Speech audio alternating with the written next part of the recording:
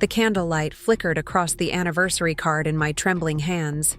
The card I'd found hidden in Daniel's desk drawer, sealed and stamped but never sent. It wasn't addressed to me. "To my dearest Vanessa," it read. "These 5 years together have been the happiest of my life." 5 years. The exact length of my marriage. As I stood in the empty restaurant where we were supposed to be celebrating, the waiter approached with champagne that would never be poured. My phone buzzed with a text from Daniel. "Stuck in traffic. Don't open your gift until I arrive." The gift box on the table suddenly felt like a mockery, but it wasn't nearly as painful as the airline confirmation I'd discovered minutes earlier. 2 tickets to Bali, purchased months ago. Neither ticket was in my name. Before we jump back, tell us where you're tuning in from, and if this story touches you, make sure you're subscribed, because tomorrow, I've saved something extra special for you. 8 hours earlier, I had awakened feeling like the luckiest woman in Portland. The morning sunlight streamed through our bedroom window, casting a warm glow across the hardwood floors of the Craftsman home we'd renovated together. Daniel had already left for work, a normal occurrence, but he'd placed a single red rose on his pillow with a note. "Happy anniversary. Tonight will be unforgettable." He had no idea how prophetic those words would be. I stretched and savored the peaceful moment, mentally going through the day's checklist. As an interior designer, I had client meetings in the morning, but I'd blocked off the afternoon to prepare for our celebration. 5 years of marriage deserved something special. My phone chimed with a message from Olivia, my best friend since college. "Happy anniversary. Want to see the finished product?" She texted, with a photo of the custom artwork she'd helped me. Commission for Daniel, a stylized map of Portland with stars marking significant places in our relationship. Where we met at Powell's bookstore, our first date at Forest Park, the waterfront spot where he proposed. "It's perfect," I replied. "Can't wait to give it to him tonight." "He better spoil you rotten," Olivia wrote back. 5 years with your perfectionist tendencies deserves a medal," I laughed, setting my phone down. Olivia never failed to tease me about my attention to detail, but it served me well in my career. After years of working for others, I was finally gaining recognition in Portland's competitive design scene. Daniel had always been supportive of my career, though lately, he seemed distracted whenever I shared news about potential clients or projects. I attributed it to stress at his financial advisory firm. Edward Wilson, his boss, was notoriously demanding, and Daniel had been putting in longer hours over the past year. He explained it was for our future. More clients meant more commission, which meant earlier retirement and the family we had started discussing. My morning meetings went smoothly. I consulted with a couple renovating their Pearl District loft, then met with a restaurant owner who needed help reimagining his dining space. By noon, I was heading back home to prepare for the evening. Daniel had made reservations at the Garden Terrace, an exclusive restaurant with private dining alcoves overlooking the city. I'd selected a silvery blue dress he once said matched my eyes perfectly. As I was getting ready, I realized I'd forgotten to print the confirmation for our weekend getaway, a surprise trip to the coast I'd planned as part of his gift. I headed to our shared home office to use the printer. Daniel's desk was meticulously organized, as always.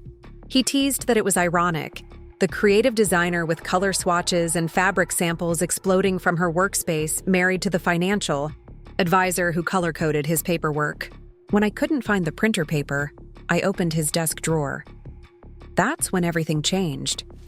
Beneath a stack of folders was a small jewelry box, not unusual for an anniversary. But beside it was a sealed envelope that had slipped behind. The drawer's false back. I might never have found it if the drawer hadn't caught when I tried to close it. The envelope was addressed to Vanessa Torres at an address in Seattle. The return address was a P.O. box I didn't recognize. My breath caught as I noticed Daniel's handwriting, the distinctive way he crossed his T's. I shouldn't have opened it. Some part of me knew that once I did, nothing would ever be the same. But my fingers moved independently from my thoughts, breaking the seal before I could reconsider. Inside was an anniversary card with a handwritten message that turned my world upside down. To my dearest Vanessa, these 5 years together have been the happiest of my life. Though we've had to keep our love hidden, you've never made me feel anything less than whole. I promise that soon we'll no longer need to live in the shadows. The patience you've shown has only made me love you more deeply. Here's to many more anniversaries in the light.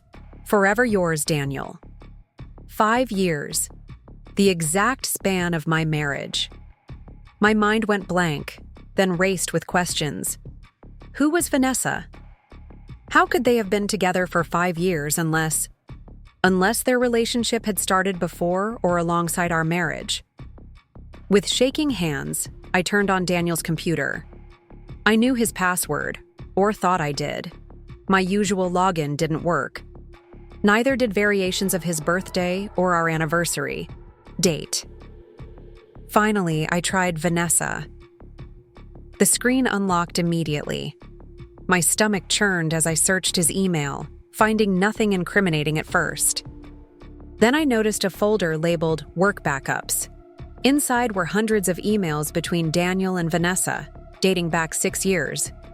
They'd met at a conference in Seattle just months before Daniel proposed to me.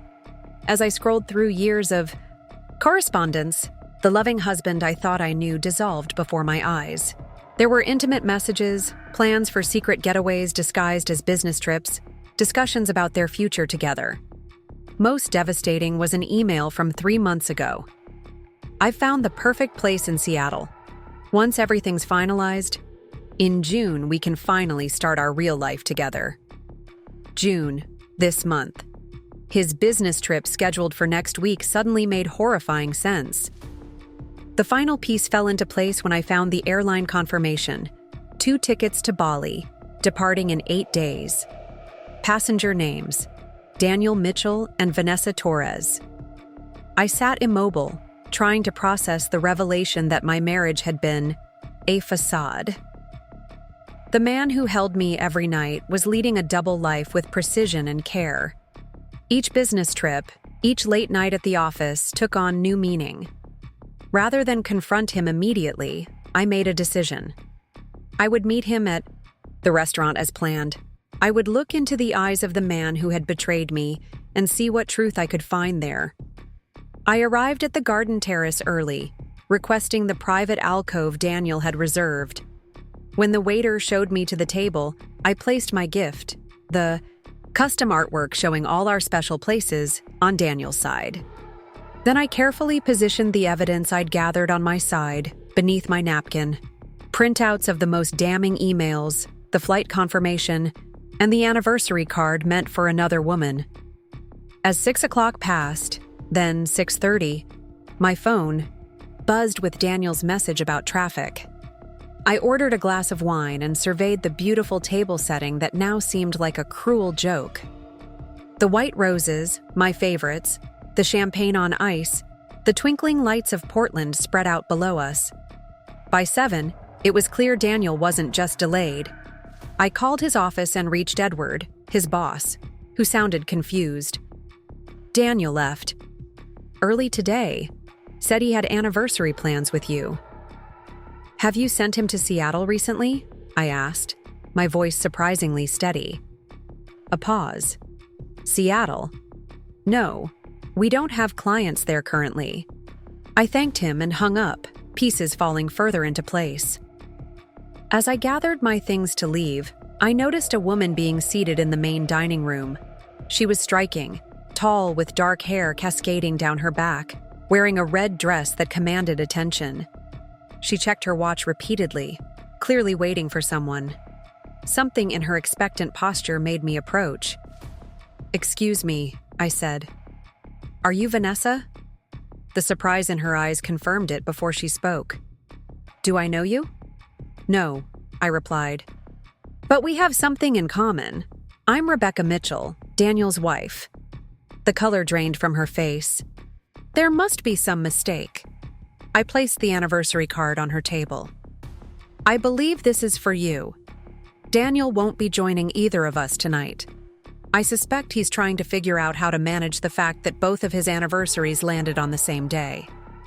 I left without waiting for her response, a strange calm replacing the numbness I'd felt earlier. Outside, I texted Olivia. "Can I stay with you tonight?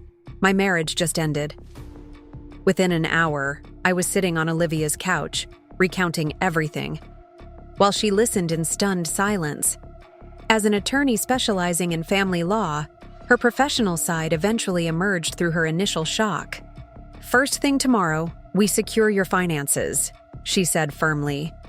"Then we document everything before he has a chance to delete evidence." "I can't believe I never suspected," I whispered. Olivia squeezed my hand. "Because you trusted him, Becca. That's not a character flaw." That night, as I lay awake in Olivia's guest room, my phone exploded with messages from Daniel. First confused, then concerned, finally desperate as he realized what had happened. I responded with a single text. "I've seen everything. Don't come home tonight. My lawyer will contact you." Preparing and narrating this story took us a lot of time, so if you are enjoying it, subscribe to our channel. It means a lot to us. Now back to the story. The weeks that followed blurred together in a storm of legalities and logistics. Daniel's initial denial crumbled when confronted with evidence. He begged for forgiveness, claiming he'd been caught between two relationships, unable to choose. The revelation that he'd been maintaining two separate lives, essentially two relationships, each woman thinking she was the primary partner in his life, left me questioning every memory we'd shared. Olivia connected me with the best divorce attorney in Portland. We documented the evidence meticulously before Daniel could cover his tracks. When we discovered he'd been siphoning money from our joint accounts into a separate fund, presumably for his new life with Vanessa, my hurt crystallized into resolve. I moved out of our home, finding a small but modern apartment downtown. Daniel's desperate attempts to reconcile shifted between remorse and anger. "You're throwing away 5 years over one mistake," he argued during a tense meeting to discuss the separation of our assets. "This wasn't one mistake," I replied calmly. "This was 5 years of calculated deception. Every anniversary, every birthday, every time you said I love you, while maintaining a relationship with her." The divorce proceedings revealed additional secrets. Daniel had used company resources to fund his double life, prompting an internal investigation at his firm. Within months, he lost his position at the financial advisory firm, his reputation in tatters. I threw myself into my work, finding solace in the clean lines and transformative potential of the spaces I designed. Jason, the owner of the design firm, where I worked, noticed my increased dedication and offered me more prominent projects. "Whatever's driving this creative renaissance, I'm grateful," he said after I presented a particularly innovative concept for a boutique hotel renovation. "This is some of your best work." That night, I realized something important. I was good. At my job. Really good. And for years, I'd been dimming my professional light to accommodate Daniel's ego.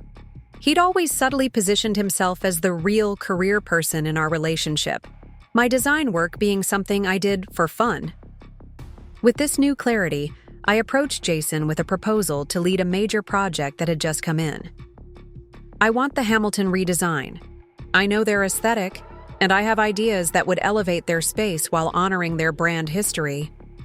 Jason studied me for a moment. "It's yours. Show me what you've got."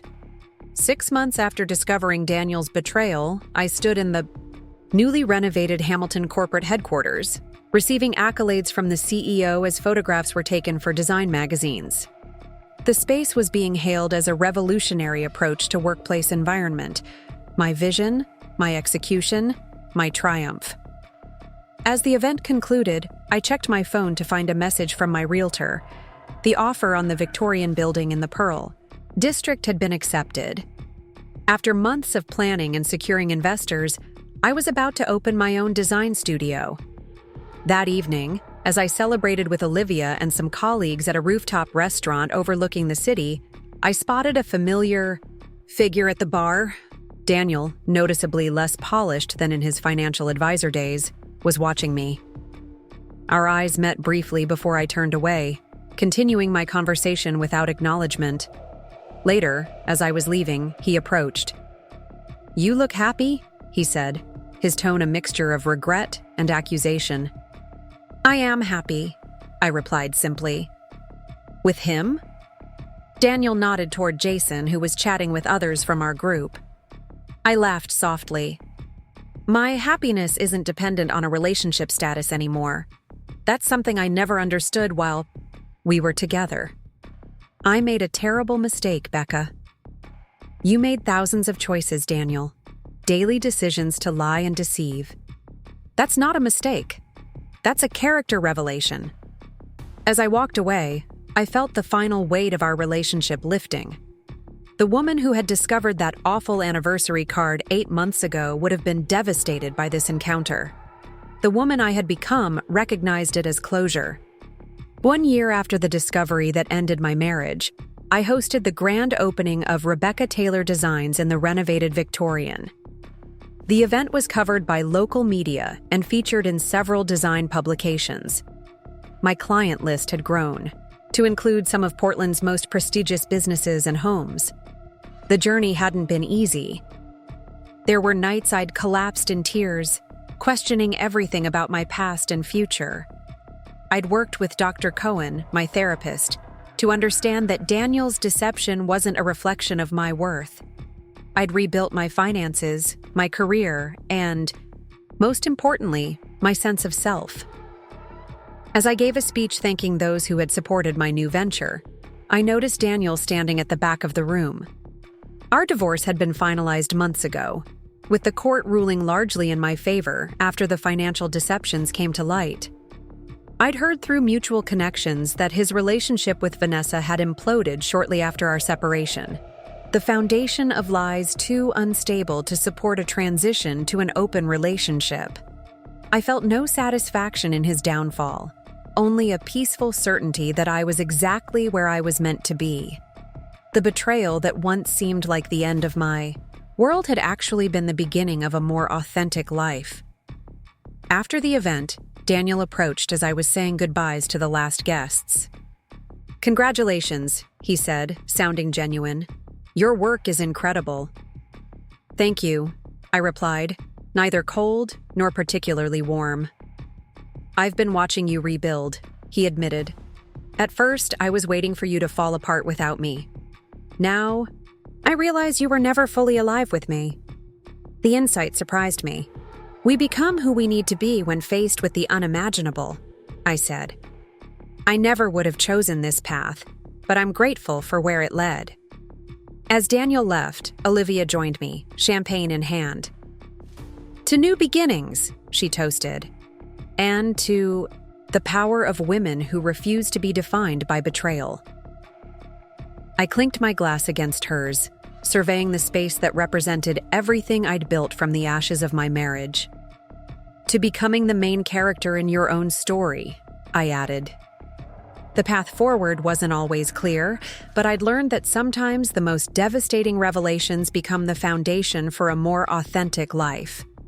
That anniversary card meant for another woman had actually been an invitation to rediscover myself, an invitation I was grateful finally to have accepted. The weeks following that fateful anniversary night were a blur of pain and paperwork. Olivia's guest room became my sanctuary, a neutral space untouched by memories of Daniel. Each morning, I woke disoriented, momentarily forgetting that my life had imploded until reality crashed back with merciless clarity. "You need to eat something," Olivia said on the third morning, placing a plate of toast beside me. She perched on the edge of the bed, lawyer mode temporarily suspended in favor of best friend concern. "We have the appointment with Catherine at 9. Catherine Moore was the divorce attorney Olivia had recommended, apparently the most formidable family lawyer in Portland, with a reputation for handling complex cases involving financial deception. I hadn't wanted to believe my situation qualified as complex, but the discoveries of the past few days had proven otherwise. "I can't afford someone like Catherine," I said, picking at the toast without appetite. "First consultation is free," Olivia reminded me. "And trust me, after what we found yesterday, you can't afford not to have her." What we'd found was a carefully hidden trail of financial maneuvers that revealed the extent of Daniel's betrayal went far beyond the emotional. While I'd been researching coastal getaways for our anniversary, he'd been systematically moving funds from our joint accounts into a private account under his name only. Small amounts, frequently transferred, designed not to trigger attention, but substantial when added together. Nearly $30,000 had disappeared over the past year. Money I thought was going toward our future family plans. At Catherine's office, I found myself sitting across from a woman whose assessing gaze missed nothing. In her early 50s, with a sleek silver bob and impeccable tailoring, she radiated competence and control, qualities I desperately needed to borrow. "Tell me everything," she said, starting with when you first met Daniel. I hadn't expected to begin there, but as the story unfolded, from our chance meeting at Powell's Books 6 years ago through our whirlwind courtship and seemingly happy marriage, patterns emerged that I'd been blind to. Daniel's frequent business, trips that never quite aligned with company events, the separate credit card he insisted was just for work expenses, his resistance to adding my name to the deed of our house, despite using our joint savings for the down payment. Catherine took meticulous notes, occasionally asking clarifying questions that cut to the heart of issues I hadn't fully processed.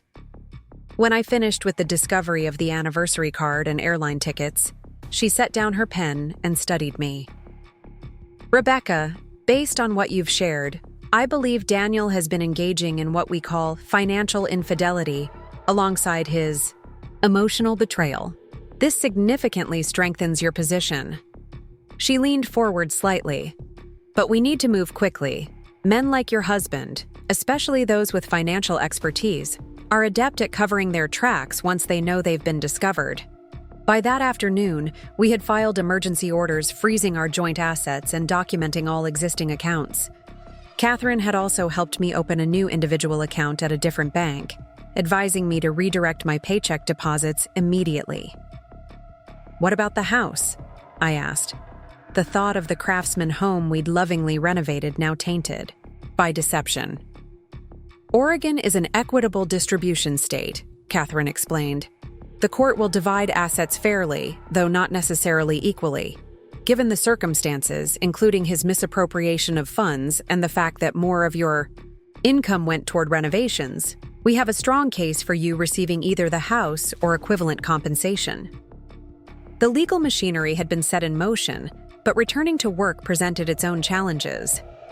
I'd taken a week of personal leave, but couldn't extend it without risking projects I'd worked hard to secure. The thought of facing colleagues, maintaining professional composure while my personal life disintegrated was daunting. Jason Reynolds, the owner of Inspired Spaces, had been surprisingly understanding when I'd called to request time off, asking no questions beyond whether I was okay. Now, as I stood outside the converted warehouse that housed our design firm, I took a deep breath and straightened my shoulders.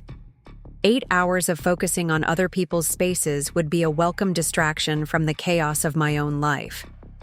The quiet sympathy in Jason's eyes when I entered told me that rumors had already circulated. Portland's design community was small, interconnected. Had Daniel's deception already become public knowledge? "Welcome back," Jason said simply, walking with me to my workspace. "The Thornfield project was moved to next month, so you have some breathing room. Focus on the Robertson consultation for now. No pressure on anything else." I nodded gratefully. The Robertson project was straightforward. Empty nesters downsizing to a condo, wanting a clean, modern aesthetic with touches of warmth. Nothing that would tax my fragmented concentration. "Thank you," I said. "I appreciate the—" "No explanation needed," Jason interrupted gently. "Whatever's happening, this is your safe space. The work will be here when you're ready." His kindness nearly broke the careful composure I'd constructed. I managed a tight smile and retreated to my desk, immersing myself in fabric swatches and floor plans, tangible problems with definable solutions, unlike the murky mess of my marriage. By mid-afternoon, I'd made progress on the Robertson designs and was beginning to feel something close to normal when my phone vibrated with a text from Daniel. "I'm at the house. We need to talk. Please." My stomach clenched. I hadn't been back to our home since discovering his betrayal, gathering essential items while he was supposedly at work and sending Olivia for the rest. The thought of facing him in the space we'd shared, where so many memories lived in every corner, was overwhelming. "Not ready," I texted back. "Anything urgent can go through Catherine Moore." His response was immediate. "Please don't make this legal yet. I can explain everything. I made a terrible mistake." The audacity was breathtaking. A mistake was forgetting an anniversary, not maintaining a parallel relationship for the entirety of our marriage. I switched off my phone, focusing again on the Robertson designs with renewed intensity. That evening, Olivia and I sat at her kitchen counter, analyzing documents I'd gathered from our home office before leaving. Bank statements, tax returns, property records. We sorted them into categories, looking for additional evidence of financial misconduct. "The separate credit card statements would be helpful," Olivia mused, frowning at a spreadsheet of our joint account activity. "Those trips to Seattle must have left a paper trail." "They're electronic," I remembered. Daniel always said it was more environmentally friendly, but he managed the online access. Olivia looked up sharply. "Did he use a personal laptop for banking?" "Sometimes. He kept it in his—" I stopped, realization dawning. "His car. He said it was easier for client meetings, but he always brought it in at night." "Except the night you discovered everything," Olivia finished. "When he didn't come home." The implications were clear. Whatever incriminating evidence existed on that laptop, Daniel had likely been working to erase it since realizing I'd discovered his secret.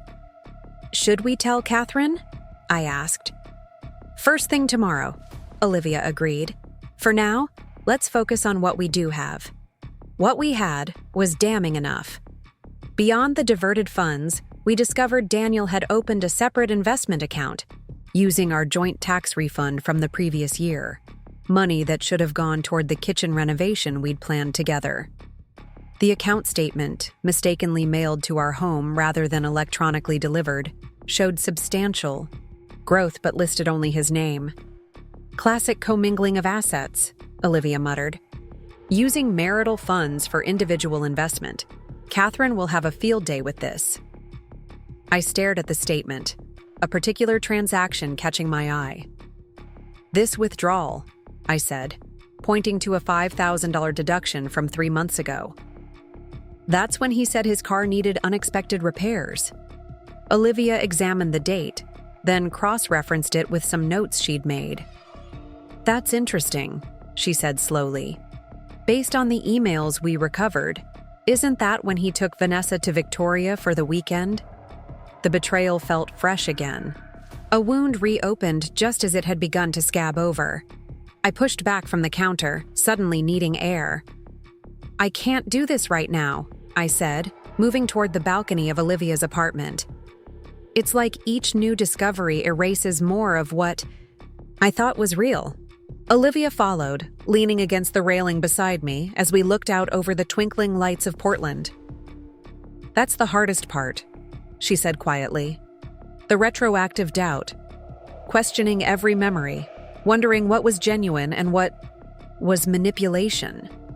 I glanced at her, realizing for the first time that her insight came from personal experience. "You've been through something like this." She nodded, her profile illuminated by the city glow. "Not exactly the same, but similar enough. Before law school, I was engaged to someone who led a compartmentalized life. Not another relationship, but secret addictions, hidden debts. When it all came crashing down, I felt like I'd been living in a simulacrum of a relationship. "How did you get past it?" I asked, desperate for a roadmap through this darkness. "One day at a time," she said, the simplicity belying the difficulty. I focused on rebuilding my understanding of myself, separate from the relationship, reconnected with who I was before him, then discovered who I could become after. Her words resonated, opening a tiny window of possibility in the wall of despair I'd been facing. Who had I been before Daniel? Who might I become after? The next morning, I woke with unexpected clarity. While the pain hadn't diminished, something had shifted, a determination to reclaim agency in my own story. I dressed carefully in a structured blazer over a simple dress, armor for the day ahead. "I need to go back to the house," I told Olivia over coffee.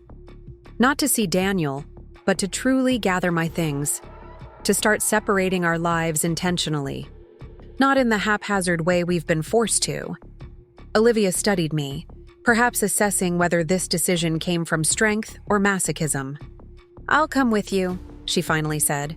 "We should call Catherine first, make sure it doesn't complicate anything legally." Catherine approved the plan with certain conditions: document everything I took, bring a witness, Olivia, and avoid any substantive conversations with Daniel if he appeared. "If he tries to discuss the divorce, simply state that all communication should go through me," she instructed. "And Rebecca? Trust nothing he says. Men like Daniel are most dangerous," when cornered. I wasn't sure what dangerous meant in this context, but the warning added weight to our preparations. We decided to go during work hours, when Daniel would likely be at his office. Even after his deception had been exposed, he'd return to work, preservation of normalcy apparently more important than addressing the explosion of his marriage. The house looked exactly as I'd left it, suspended in time like a museum exhibit of my former life. Mail had accumulated on the entry table, mostly addressed to both of us, a cruel reminder of our intertwined existence. I moved purposefully toward the bedroom, focusing on the task rather than the memories each room evoked. Methodically, I gathered clothing, jewelry, personal mementos. Items without question were mine alone. Olivia documented each one on her phone, creating evidence, should disputes arise later. When we reached the home office, I hesitated. "Most of these design books were professional purchases," I said, surveying the built-in shelves we'd installed together one weekend. "But they're technically marital property." "Document which ones you're taking," Olivia advised. "Catherine can argue they're tools of your trade if he contests it." As I selected essential references, a small sound from downstairs froze us both. The distinctive click of the front door opening, followed by footsteps in the entryway. "He's supposed to be at work," I whispered, pulse racing. Olivia moved to the office doorway, peering down the hallway. "We have every right to be here," she said quietly. "Remember Catherine's advice. No substantive discussions." Daniel appeared at the top of the stairs, looking momentarily startled to find us in the office. He'd lost weight in the 2 weeks since our anniversary, his usually immaculate appearance slightly disheveled. For a treacherous moment, sympathy flickered within me before I remembered the calculated nature of his betrayal. "Becca," he said, relief evident in his voice. "I was hoping you'd come home eventually." "I'm not home," I corrected, continuing to place books in the box at my feet. "I'm collecting my personal items, as advised by my attorney." His expression hardened at the mention of legal counsel. "So that's how it's going to be?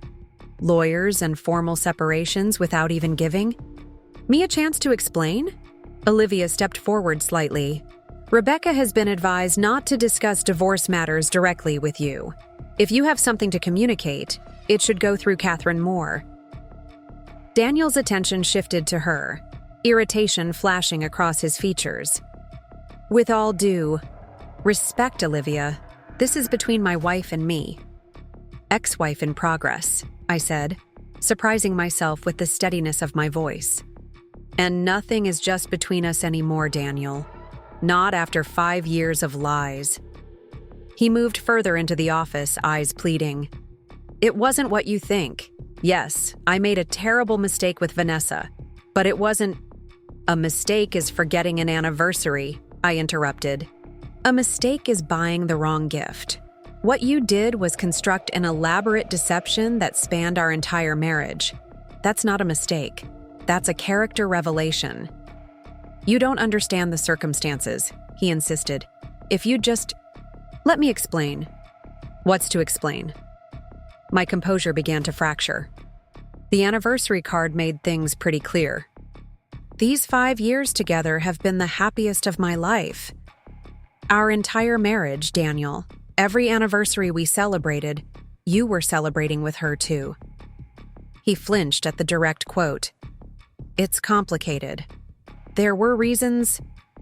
Financial reasons? I asked sharply. Like the $30,000 you've been diverting from our joint accounts? Or the investment account you opened with our tax refund? Daniel's face paled. He hadn't expected me to discover the financial aspects of his betrayal so quickly. That's not... I was planning to...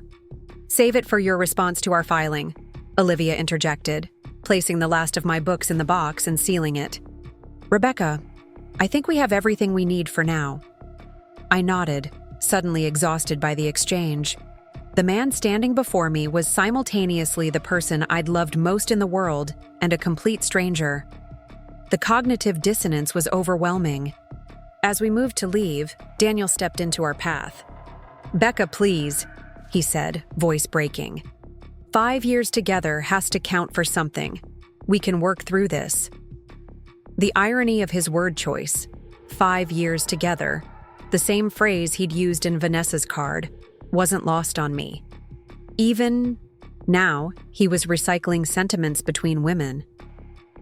Those 5 years counted for everything to me, I said quietly. That's what you don't understand. While you were building a double life, I was investing my whole heart in what I thought was our future. We brushed past him, carrying boxes to Olivia's car. As we drove away, I glanced back at the house. Daniel standing in the doorway, watching us leave, and felt a strange sense of finality. Whatever happened with the legal proceedings, my emotional ties to that home, to the life we'd constructed there, were severing. That night, I lay awake in Olivia's guest room, replaying the encounter with Daniel. His desperate attempts to explain, the shock when he realized I'd discovered the financial deceptions. Something felt off, beyond the obvious betrayal. His reaction hadn't been the calculated response of someone whose long-term scheme had been exposed, but rather the panic of someone watching their world collapse unexpectedly. The contradiction nagged at me until dawn, when exhaustion finally pulled me into restless sleep. I dreamed of parallel lives running alongside each other, occasionally intersecting before diverging again. A subconscious interpretation of what my marriage had apparently been. The following week brought practical challenges I hadn't anticipated. My client meetings had been temporarily reassigned during my absence, creating a gap in my project schedule. While financially concerning, the unexpected downtime became an opportunity to address logistics I'd been avoiding.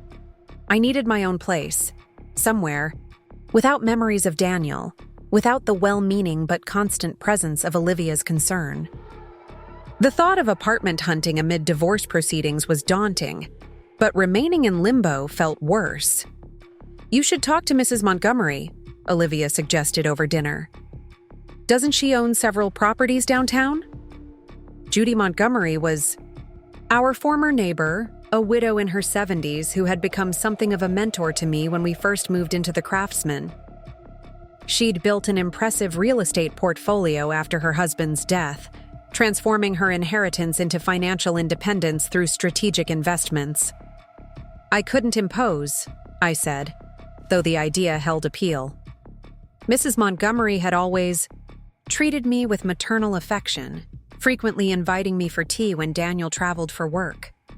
Had she suspected something wasn't right in our marriage? Had everyone seen what I'd been blind to? It's not imposing to pay rent for a property she owns, Olivia pointed out pragmatically, and she'd probably appreciate having a tenant she knows and trusts. The next day, I called Mrs. Montgomery, bracing myself for the awkwardness of explaining my situation. To my surprise, she responded with neither shock nor pity. "I wondered when you'd call," she said, her voice warm through the phone. "I have a loft in the Pearl that just opened up. Previous tenant was transferred unexpectedly. It's yours if you want it." "You knew?" I asked, momentarily thrown by her lack of surprise. A gentle sigh came through the line. "Let's just say I've observed patterns over the years, dear. Daniel's extended absences, his frequent calls from the backyard rather than the house. I had suspicions, but it wasn't my place to voice them without evidence. The revelation that others had noticed irregularities in our marriage, irregularities I'd rationalized or overlooked, was both validating and humiliating. Had I been the only one who hadn't seen the truth? "The loft would be perfect," I said, pushing aside these thoughts. "When can I see it?" "I'll meet you there this afternoon," Mrs. Montgomery replied. "And Rebecca? There's no shame in trusting someone who didn't deserve it. The shame belongs entirely to him." Her words, so similar to what my therapist had been trying to convince me of, finally penetrated. Perhaps because they came from someone who had observed our marriage from the outside, they carried a weight that allowed me to begin accepting them as truth. The loft exceeded my expectations. An open-concept space with exposed brick walls, high ceilings, and windows overlooking the neighborhood's vibrant street life. Previously furnished as a corporate rental, it came equipped with basics that would save me the immediate need to purchase furniture. "It's significantly below market value," I noted, reviewing the rental agreement Mrs. Montgomery had prepared. "I can't accept such a discounted rate." "Consider it market correction," she said firmly. "You've been overpaying in emotional currency for years. Besides, having a reliable tenant who won't destroy the place is worth the difference to me." I moved in the following weekend, the process accelerated by my limited possessions and the furnished nature of the space.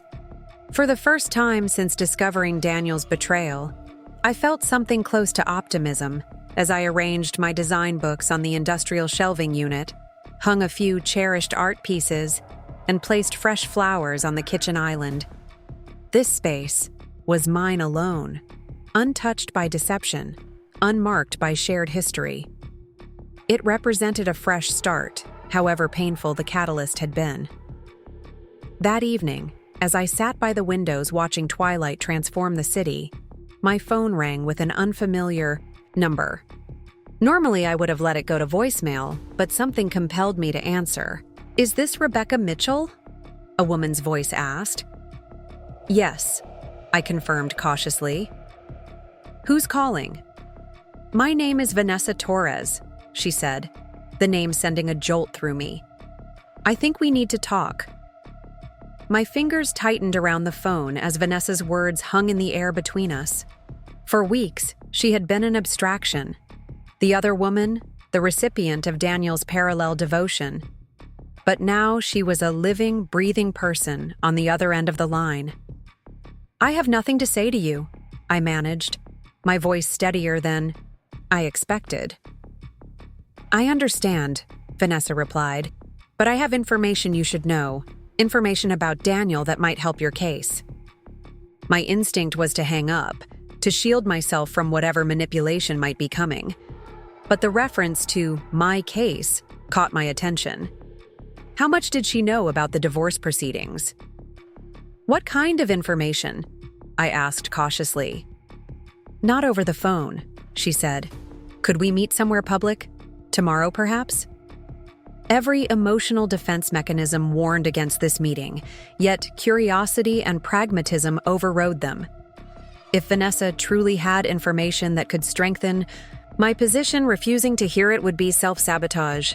"Morning brew on Hawthorne, 11 o'clock, I said, naming a coffee shop far from both my new apartment and my regular haunts.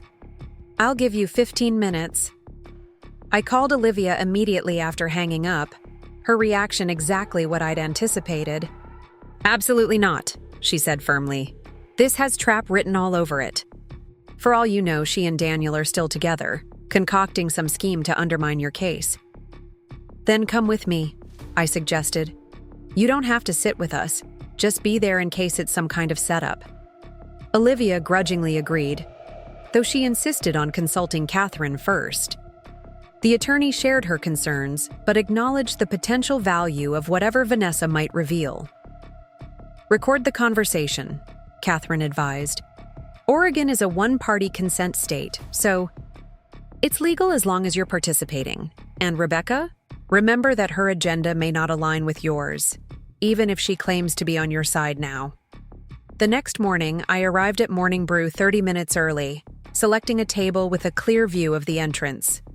Olivia positioned herself across the room, pretending to be absorbed in work on her laptop while maintaining a sightline to my table.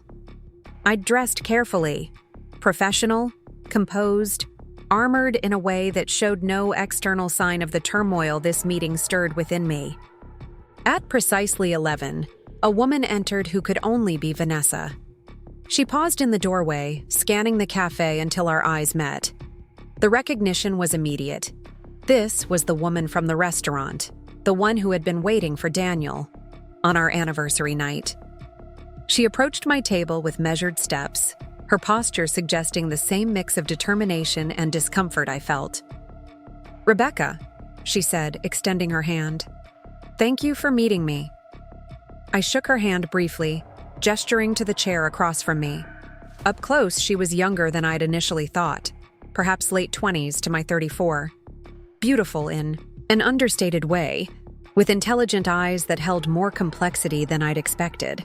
I had spent weeks imagining a villain, a homewrecker, but the woman before me seemed as human and multidimensional as myself, an uncomfortable realization. 15 minutes, I reminded her, starting the timer on my phone where I'd also activated the recording app. Vanessa nodded, folding her hands on the table. "I'll be direct. Daniel lied to me just as much as he lied to you." This wasn't what I'd anticipated. Meaning? When we met at a finance conference in Seattle 6 years ago, he told me he was single. 3 months into our relationship, he mentioned a recent ex who was having trouble letting go, who sometimes still had mail delivered to his place. She paused, a flash of past hurt crossing her features. "That recent ex was you, his new wife." I absorbed this, pieces shifting in my understanding. "So you didn't know he was married?" "Not at first," she admitted. "By the time I found out, we were already deeply involved. He swore you had separated, that you were only maintaining appearances while finalizing property divisions." She looked down at her hands. "He always had explanations for why the divorce was taking so long. Legal complications, tax implications, your emotional fragility." My emotional fragility. The word struck like a physical blow. While I'd been building what I thought was a solid marriage, Daniel had been portraying me as unstable, clinging to a relationship that was supposedly over. "When did you realize he was lying?" I asked, struggling to keep my voice neutral. "There were signs I ignored," Vanessa said, echoing my own internal recriminations. "The limited windows when he could see me. The fact that he never introduced me to friends or family. But I wanted to believe him." She met my gaze directly. 2 years ago, I saw your holiday card on social media. You and Daniel in matching sweaters in front of your Christmas tree. When I confronted him, he claimed it was an old photo you'd posted to maintain appearances." "And you believed that?" I couldn't keep the incredulity from my voice. Vanessa's expression hardened slightly. "I believed him because I loved him, just like you did. We both made the mistake of trusting a man who constructed elaborate fictions to serve his purposes." Her words landed with uncomfortable precision. Hadn't I also dismissed warning signs? Rationalized inconsistencies? We had both been victims of the same manipulation, though in dramatically different positions. "Why are you telling me this?" "Now?" I asked, the timer on my phone showing 7 minutes elapsed. "Because Daniel came to me after your anniversary discovery, claiming he'd finally left you, that we could be together openly now." She shook her head, a bitter smile playing at her lips. "He spun a story about how you'd always suspected an affair, and had gone through his things looking for evidence. How he needed to stay with me until the storm passed. It wasn't until I checked property records that I realized he hadn't left you. You had left him." This revelation stunned me. Even after I'd discovered everything, Daniel was still maintaining his web of deception, still manipulating both of us. "There's more," Vanessa continued, reaching into her bag to withdraw a flash drive. "After I realized he was still lying, I did some investigating of my own. Daniel has been using his position at the firm to move client funds temporarily into high-risk investments without authorization. He covers the tracks before quarterly reviews, but he's essentially gambling with other people's money to boost his performance numbers." I stared at the flash drive she placed between us. "How would you know about his professional practices?" "I work in financial compliance for a competing firm," she said, a hint of professional pride cutting through her discomfort. Once I started looking with the right eyes, the patterns were clear. The flash drive contains documentation, transaction records, date patterns, discrepancies in reported returns.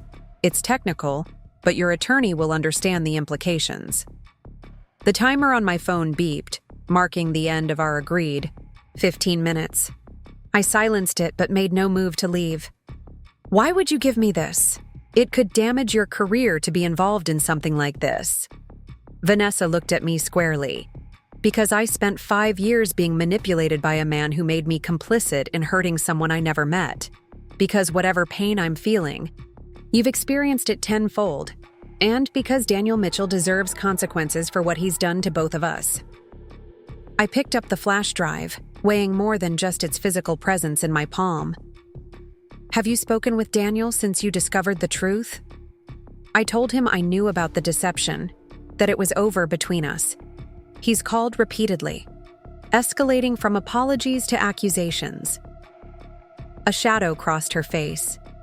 "He implied that if I spoke to you, there would be professional repercussions, that I shouldn't forget who had more industry connections." The threat aligned with what Catherine had warned about Daniel being dangerous when cornered. Not physically violent, perhaps, but certainly capable of vindictiveness. "Thank you for this," I said, pocketing the flash drive. "I can't say I'm happy to have met you, given the circumstances, but I appreciate your honesty now, even if it comes too late for both of us." Vanessa nodded, standing to leave. "One more thing you should know. The trips to Bali, Victoria, all the romantic getaways, they were never just about us. Daniel often met with people there, men in expensive suits who spoke in financial code. I assumed they were potential clients he was cultivating, but now I wonder if there wasn't something else happening." With that cryptic parting statement, she left the cafe, our unlikely meeting concluded. Olivia immediately moved to join me, her expression a mix of concern and curiosity. "What was that about?" she asked, sliding into the chair Vanessa had vacated. "You were talking far longer than 15 minutes. I recounted the conversation, showing her the flash drive. Olivia's legal mind immediately grasped the potential implications. If Daniel has been mishandling client funds, that goes beyond your divorce case, she said, lowering her voice. That's potential criminal misconduct. We need to get this to Catherine right away, and she'll probably need to consult with someone who specializes in financial crimes. The following days felt like standing in the eye of a hurricane. Around me, legal machinery whirred into motion. Catherine, consulting with financial experts, evidence being analyzed, affidavits prepared. Yet in my daily life, an unnatural calm prevailed. I returned to work, focusing on design projects with an intensity that left no room for rumination on my collapsing marriage. Jason noticed the change in my approach. "Your concepts for the Westlake project are brilliant," he said, reviewing my preliminary designs. "There's a boldness here I haven't seen before." "Fresh perspective," I offered simply, unwilling to explain that my newfound creative courage stemmed from having nothing left to lose. When your personal life implodes, professional risks seem trivial by comparison. A week after meeting Vanessa, Catherine called with news that shattered my fragile equilibrium. "The information on that flash drive is significant," she said, her key.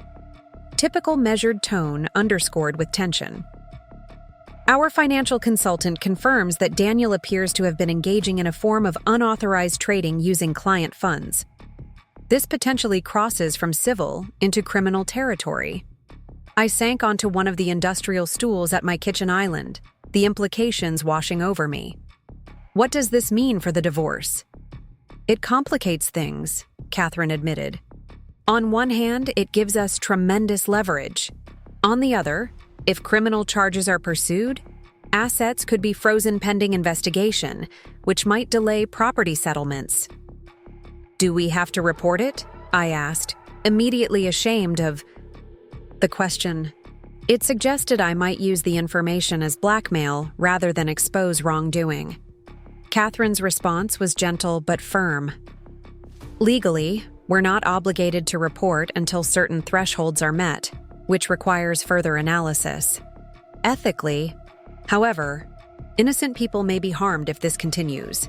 And Rebecca, if you knew about financial impropriety and failed to disclose it, you could eventually face questions about complicity."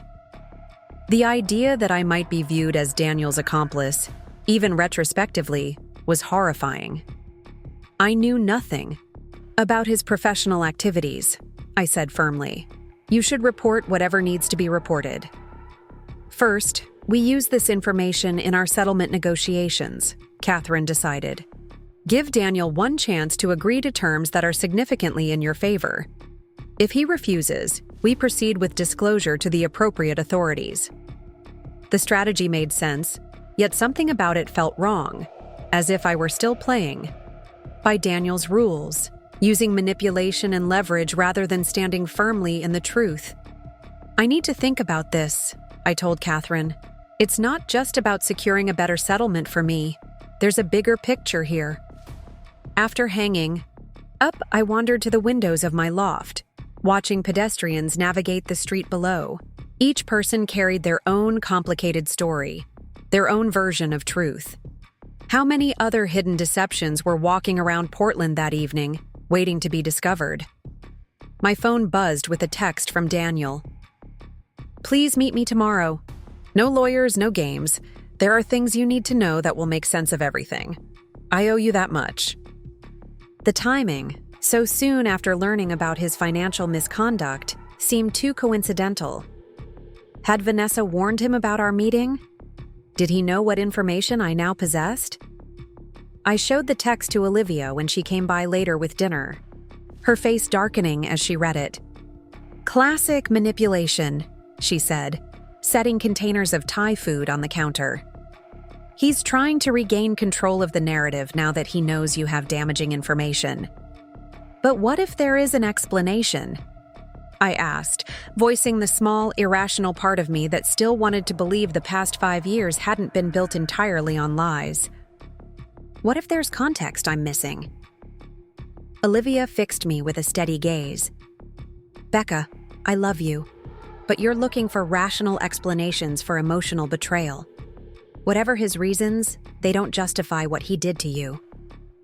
She was right. Of course. Yet as I lay awake that night, Daniel's text seemed to beckon like a siren song. Not because I wanted reconciliation, but because I craved understanding. The human mind rebels against chaos, seeks patterns and meaning even in destruction. I wanted to know why. Why he had constructed such an elaborate deception. Why he had chosen me as one of his unwitting companions in this double life. Against all logical advice, I texted him back in the early hours of the morning. "Tomorrow, 2 p.m., morning brew on Hawthorne, public place only." His response came immediately, suggesting he'd been awake too. Thank you. I'll be there. I didn't tell Olivia or Catherine about the meeting. Their disapproval would be well-founded, their concerns legitimate. Yet I needed this conversation for my own closure, not for legal strategy. I would record it, remain vigilant against manipulation, but I would hear what Daniel had to say. The next day, I arrived early again, selecting the same table where I'd met Vanessa. The symmetry felt appropriate, completing a triangle of deception none of us had chosen to enter. Daniel arrived precisely at 2, scanning the cafe just as Vanessa had done. When our eyes met, a complex wave of emotions crossed his face. Relief, apprehension, something that might have been genuine remorse. He approached slowly, as if expecting me to change my mind and flee. "Thank you for coming," he said, remaining standing until I nodded toward the chair opposite me. Up close, the changes in his appearance were more pronounced than at our brief encounter at the house. He'd lost more weight, shadows beneath his eyes suggesting ongoing sleep difficulties. His usual meticulous grooming had given way to a slightly rumpled appearance, not unkempt, but lacking the polish that had once been his signature. "You said you had things to explain," I prompted, unwilling to engage in small talk. "So explain." Daniel took a deep breath, hands clasped on the table before him. "First, I want you to know that what I felt for you was real, is real. The life we built together wasn't a lie, even if there were aspects of my life I kept from you." "Aspects?" I repeated incredulously. "You maintained 2 relationships for the entirety of our marriage. You systematically diverted our joint funds. Recently, I've learned you may have been mishandling client investments. These aren't aspects, Daniel. They're fundamental breaches of trust." He flinched at the mention of client investments.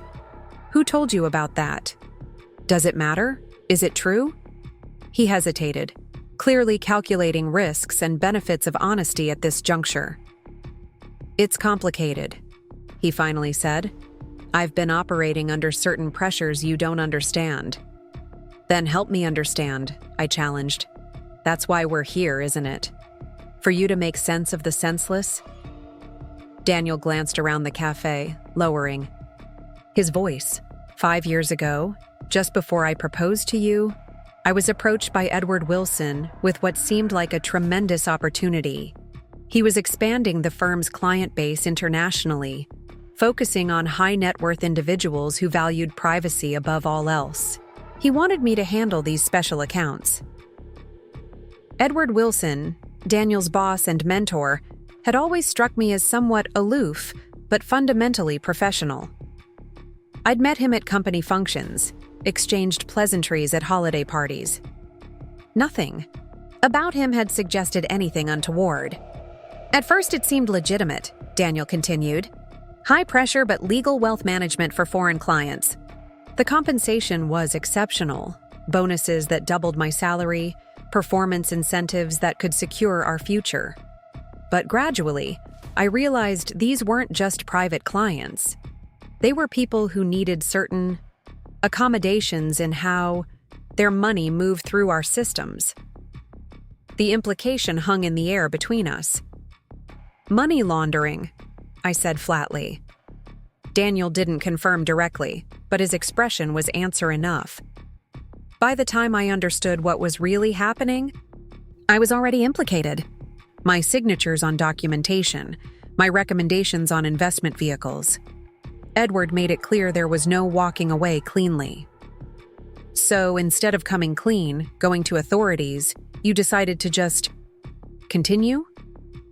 The rationalization seemed so inadequate against the magnitude of his deception. "I tried to find a middle path," he said, desperation edging into his voice. "I thought I could gradually disentangle myself while protecting you and our future." The separate accounts were part of that strategy, creating distance between our joint assets and anything that might be scrutinized if investigations ever occurred. I recalled Catherine's words about potential asset freezes during financial crime investigations. Had Daniel's secretive financial maneuvers actually been some misguided attempt at protection? And Vanessa? Was she also a protective strategy? The bitterness in my voice was unmistakable. Daniel's expression shifted, guilt mingling with what appeared to be genuine confusion. Vanessa was complicated. She worked for a competitor with connections to some of the same international clients. Our relationship wasn't planned, but Edward saw strategic value in it. Information she let slip, insights into how their compliance systems worked, it all became part of the operation. So you were what? Corporate spying on top of everything else? Each revelation seemed more outlandish than the last, yet Daniel's demeanor suggested he was finally speaking truth as he understood it. Not initially, no. But once Edward knew about her, he encouraged the relationship, created opportunities for us to meet when it served his purposes. Daniel ran a hand through his hair, a gesture of frustration I'd seen countless times during our marriage.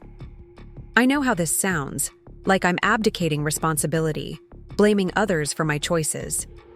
But Rebecca, I've been caught in something that spiraled far beyond what I ever intended or imagined. I studied him across the table, this man I had loved, had built a life around. Was he a calculated deceiver or another kind of victim? The truth, as always, likely lay somewhere in the complex middle. Why tell me this now? I asked. Why not when it began? Why not when I discovered Vanessa's card? Fear, he admitted. Simply. Fear of losing you, then fear of legal exposure. But mostly, fear of dragging you into something dangerous. Edward and his associates don't respond well to threats to their operation. A chill ran through me as I recalled Vanessa's parting words about Daniel meeting with men in expensive suits during their supposed romantic getaways. Are you saying you're in physical danger? Not immediately, he said, though his expression belied his words. But if the information you have about client accounts becomes public, if authorities start investigating, Edward has made it clear that responsibility would fall solely on me. There would be no protection. The conversation had veered far from what I'd anticipated, beyond marital betrayal into potential criminal conspiracy. Whatever closure I'd hoped to find seemed further away than ever. What do you want from me, Daniel? I asked, suddenly weary of the entire situation. Time, he said. I'm gathering evidence against Edward and the others, documenting the full operation. With enough proof of how it worked and my limited role, I might be able to negotiate with authorities. But I need time, and I need you not to file those financial allegations yet. The request hung between us, wrapped in implication. He was asking me to delay my own interests, to potentially compromise my legal position, for his safety and strategic advantage. And what do I get in this arrangement? I asked, the business-like question sounding strange even to my own ears. Yet wasn't that where we were now? Negotiating terms rather than rebuilding trust? Everything, Daniel said immediately. The house, the investments that aren't compromised, full financial disclosure. I'll sign whatever settlement, Catherine. Drafts, no contests, no delays. And you get the truth, the complete picture of what happened, not just the parts that made you a victim of my deception. I sat back, processing this proposal. I need to think about this, to discuss it with Catherine. Daniel nodded, understanding that this was the most he could hope for. There's one more thing you should know, he said, voice dropping further. The Bali tickets, they weren't for a romantic getaway. They were for a meeting with people who wanted to expand the operation. I never intended to leave you for Vanessa, despite what the card suggested. I was playing a role Edward created, maintaining a fiction that served his purposes. Whether this was truth or another manipulation, I couldn't determine. The Daniel I thought I knew would never have been involved in financial crimes, would. never have maintained a years-long deception. Yet here we were, navigating a reality where both those things were undeniably true. "I'll be in touch," I said, standing to indicate the meeting was over. "Don't contact me directly again. Everything should go through Catherine." Daniel looked up at me, a complex mixture of emotions crossing his face. "I know apologizing is inadequate, but I am sorry, Rebecca. Not just for being caught, but for every moment of pain I've caused you. Whatever you believe about my circumstances, please know that my love for you was never part of the deception." I left without responding, his words following me out into the bright Portland afternoon. The conversation replayed in my mind as I walked, each revelation shifting my understanding of the past 5 years. The man I'd married was neither the devoted husband I'd believed in, nor the calculating villain I'd reconstructed after discovering his betrayal. He was something more complicated, a man who had made terrible choices under pressure, who had deceived those closest to him while possibly being deceived himself. The question now wasn't just what had happened, but what should happen next. Did I owe Daniel the time he requested? Did I owe anything to the man who had shattered my trust so completely? And more practically, what would Catherine advise when balancing my interests against the complex legal and potentially criminal dimensions now in play? As I reached my loft, one certainty emerged from the swirling confusion. Whatever path forward I chose would be determined by my needs, my values, my understanding of justice, not by manipulation, fear, or lingering attachment to a marriage that no longer existed. For perhaps the first time since discovering Daniel's betrayal, I felt fully in command of my own narrative, even as the story grew more complicated than I could have ever imagined. Catherine listened without interruption as I recounted my conversation. With Daniel, her expression revealing nothing. We sat in her office, a space designed to project both authority and comfort, with floor-to-ceiling bookshelves and views of the Portland skyline. The flash drive containing Vanessa's evidence, positioned between us on the polished desk. "So he's essentially asking you to delay reporting potential financial crimes while he builds his own defense," she summarized when I finished, "offering a favorable divorce settlement in exchange for your silence." Put so bluntly, Daniel's proposal sounded like a bribe, though he'd framed it as mutual protection. "He says there are dangerous people involved," I added, "that he's gathering evidence against his boss, Edward Wilson." Catherine removed her reading glasses, setting them deliberately beside the flash drive. "Rebecca, in my 20 years of family law, I've heard many dramatic justifications for infidelity and financial misconduct. Some were even true. But I'm concerned that you're being manipulated again, just in a more sophisticated way." "You think he's lying about Edward?" The possibility hadn't fully registered. Daniel's explanation had seemed so genuine, filling gaps in understanding that had tormented me for weeks. "I think Daniel Mitchell is a man facing serious consequences, both personally and professionally. People in that position often construct narratives that minimize their responsibility and maximize sympathy." She leaned forward slightly. "The question isn't whether parts of his story might be true. It's whether trusting him again serves your interests." My immediate instinct was to deny any trust in Daniel remained, but honesty compelled a more nuanced acknowledgement. "I don't trust him exactly, but I also don't want decisions I make now to put him in danger if that part is true." Catherine nodded, understanding the moral complexity. "Then perhaps we need more information before proceeding. I'd like to consult with Frank Donovan. He's a former prosecutor who specializes in financial crimes. Without revealing specific details that might identify Daniel, we can get his perspective on how these situations typically unfold." The consultation was arranged for the following morning, giving me a night to process the new dimensions of my situation. Back at my loft, I found myself sketching compulsively, not design concepts for clients, but abstract representations of emotional states. Dark, angular forms giving way to lighter, more fluid shapes. containment and release, restriction and freedom. My phone vibrated with a text from Jason. Major potential client meeting tomorrow. Thompson Hotels considering us for their Portland renovation.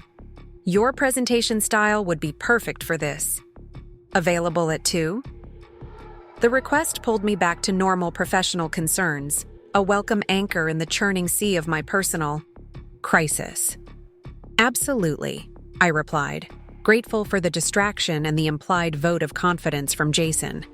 That night, I dreamed of mazes, elaborate structures with paths that doubled back on themselves, doors that opened to reveal exact replicas of rooms I'd already passed through. In the dream, I was searching for something essential but undefined, each corner revealing new passages, but never the object of my quest. I woke exhausted, the labyrinthine imagery lingering as an apt metaphor for my attempts to navigate the aftermath of Daniel's betrayal. Frank Donovan had the weathered appearance of someone who had seen every variety of human deception and retained both skepticism and compassion. His handshake was firm, his assessment direct after Catherine outlined the situation without naming names. "This pattern is unfortunately common," he said, settling into one of Catherine's client chairs. "Financial advisors with access to investment vehicles become entangled in suspicious transactions, often gradually. By the time they recognize the legal jeopardy, they're already implicated enough to fear coming forward." "What typically happens in these cases?" I asked, seeking the external perspective Catherine had suggested. "It depends," Frank replied. "Some advisors do genuinely cooperate with authorities, providing evidence against bigger players in exchange for reduced charges. Others simply play for time, attempting to hide assets or create plausible deniability before the house of cards collapses." "How would you tell the difference?" The question was crucial to determining whether Daniel's request for delay was legitimate or strategic manipulation. Frank considered this. Genuine cooperation involves specific actions, documentation being secured in places authorities can access, detailed chronologies of transactions, names and dates recorded. It's not vague assurances about gathering evidence without specifics. "And the danger element?" I pressed. "Are there really threats of harm in these situations?" "Sometimes," Frank acknowledged. "Financial crimes involving international elements can connect to organizations that take a dim view of cooperation with authorities. But these threats are also convenient justifications for continued silence and delay." The assessment aligned with Catherine's skepticism while acknowledging the possibility that Daniel's concerns weren't entirely fabricated. Where did that leave my decision? "If I were advising a client in your position," Frank said, seeming to read my thoughts, "I'd suggest implementing a deadline. If your associate hasn't produced concrete evidence of cooperation with authorities by a specific date, you proceed with disclosure regardless. This balances compassion with protection of your own interests." After Frank departed, Catherine and I developed a practical approach. She would draft a formal agreement for Daniel, outlining extremely favorable divorce terms contingent on 2 conditions: complete financial transparency about all accounts and investments, and verifiable evidence within 30 days that he was working with authorities on the larger investigation.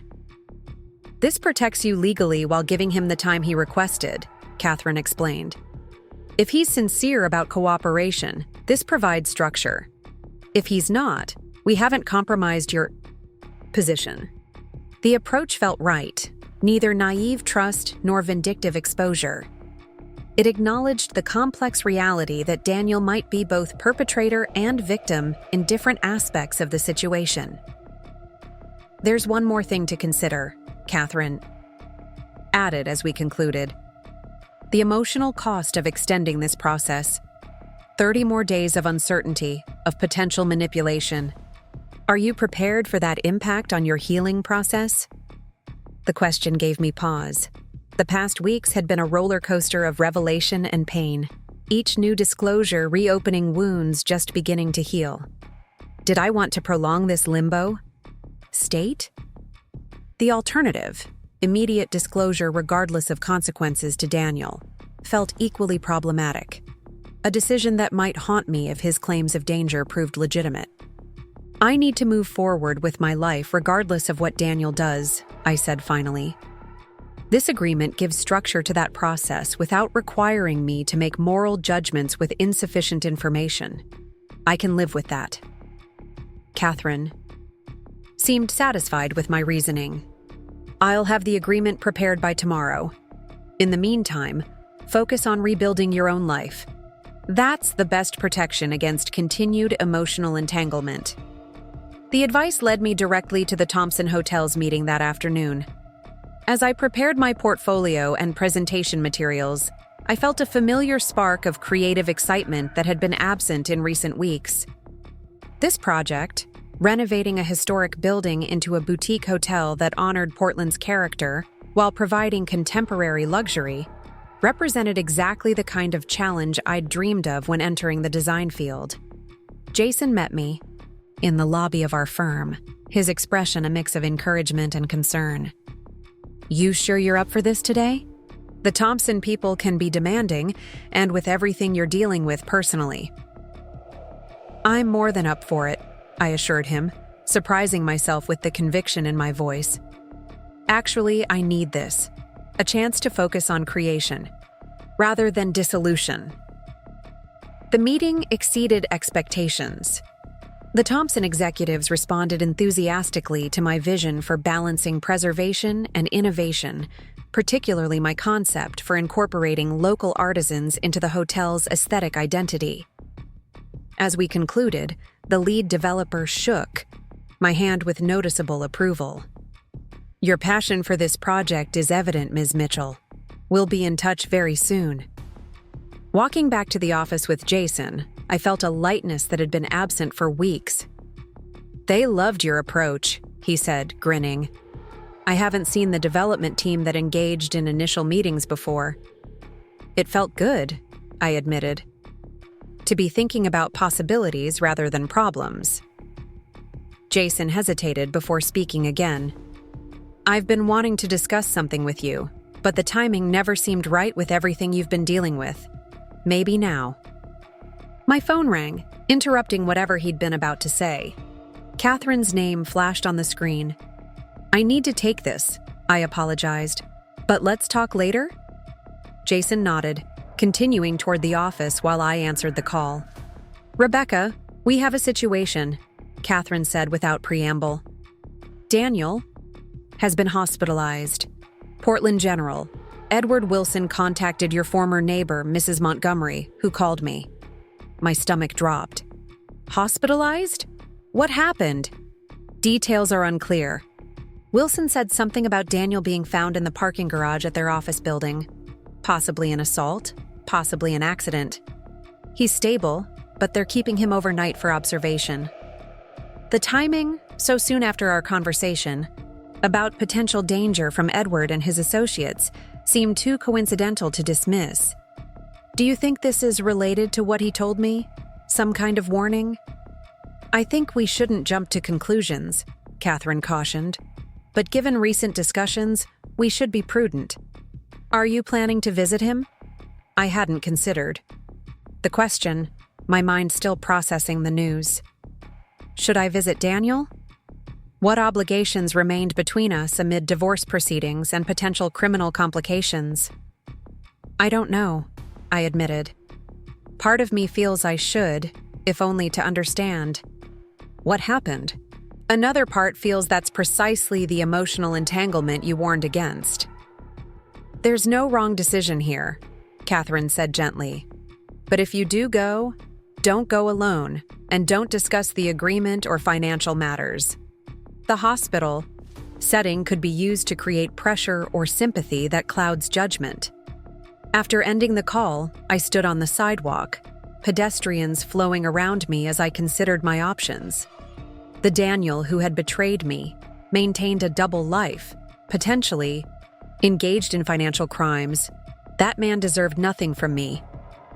But the Daniel who might have been attacked for attempting to gather evidence against dangerous people, who might be lying in a hospital bed because of steps taken after our conversation, did I owe anything to that version of him? I texted Olivia, explaining the situation and asking if she could accompany me to the hospital that evening. Her response was immediate. Of course. Pick you up at 7. The remainder of the workday passed in a fog of distraction. I attempted to focus on refining the Thompson Hotel presentation, while my mind continually circled back to Daniel. Was this development another manipulation, as Catherine had cautiously suggested, or confirmation of the dangers he'd described? Olivia arrived precisely at 7, her expression conveying both support and concern. You don't have to do this, she reminded me as we drove to Portland General. Your divorce doesn't include nursing duty.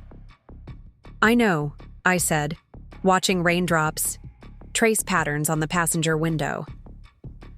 But I need to see for myself what happened. Otherwise, I'll keep questioning and wondering. The hospital's fluorescent lighting cast everything in a harsh, unnatural glow as we navigated to Daniel's room on the 4th floor.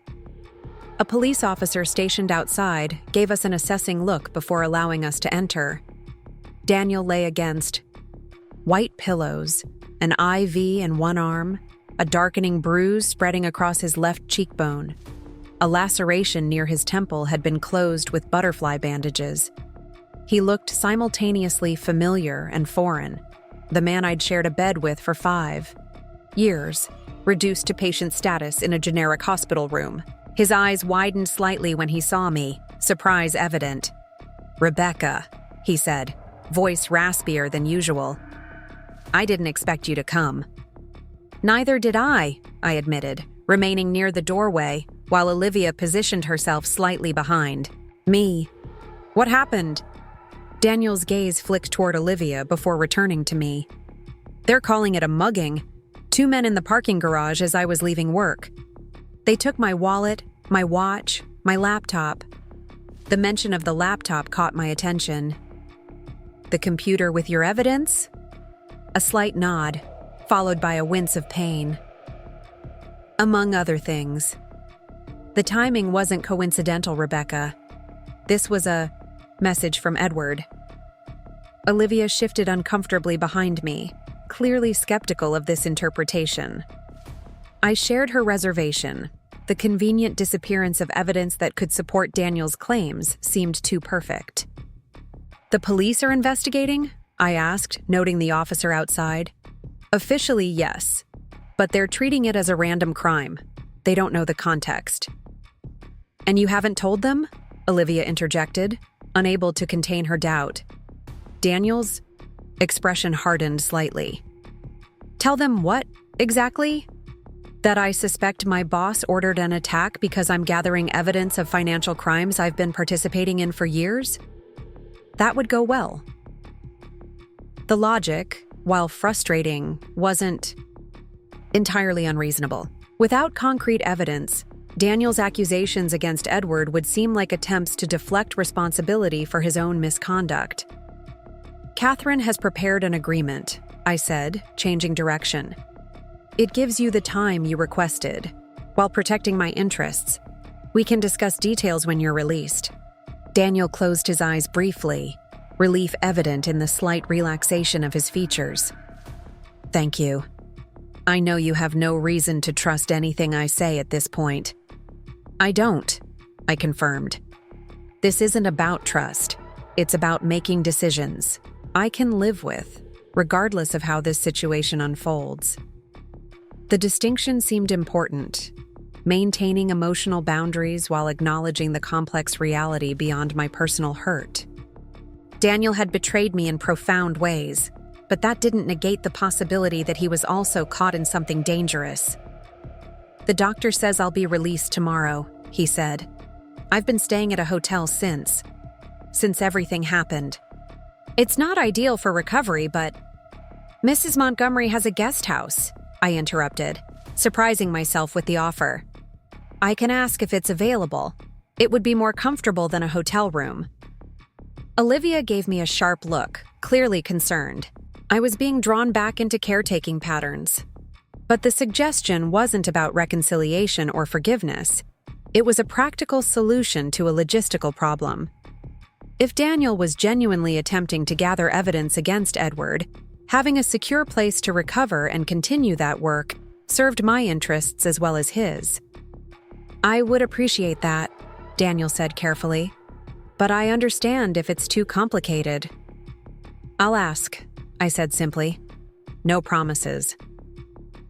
As we prepared to leave, Daniel called my name one more time.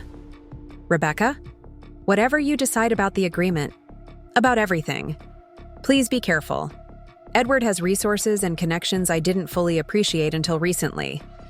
The warning lingered as Olivia and I left the hospital, walking through the parking garage with heightened awareness of our surroundings. Only when we were driving away did Olivia voice her concerns. "You're not responsible for his safety, Becca, or his recovery. That ended when he betrayed your marriage." "It's not about responsibility," I said, watching the city lights blur through the rain-streaked window. "It's about making choices that align with who I want to be, not who Daniel is or was." "And who do you want to be?" Olivia asked, genuine curiosity replacing concern in her voice. I considered the question, finding clarity in its simplicity. Someone who doesn't let betrayal define her reactions. Someone who makes decisions based on her own values, rather than pain or fear. I turned to face my friend. Daniel shattered my trust, but he doesn't get to shatter my compassion or integrity. Those remain mine. Olivia nodded slowly. "Just be careful that compassion doesn't become an avenue for continued manipulation. That's what the agreement is for," I reminded her. "Structure and boundaries, not blind trust." The following morning, I called Mrs. Montgomery, explaining Daniel's situation without editorializing. Her response was measured, pragmatic. "The guest house is empty until next month," she said. "He's welcome to use it for recovery. I won't charge rent for a short stay. Consider it a contribution to a clean resolution of this situation for both of you." I thanked her for her generosity, emphasizing that the arrangement wasn't a step toward reconciliation. We're still proceeding with the divorce. This is simply a practical solution while certain legal matters are resolved. "Of course, dear," Mrs. Montgomery replied, a hint of knowing wisdom in her tone. "Kindness and boundaries aren't mutually exclusive.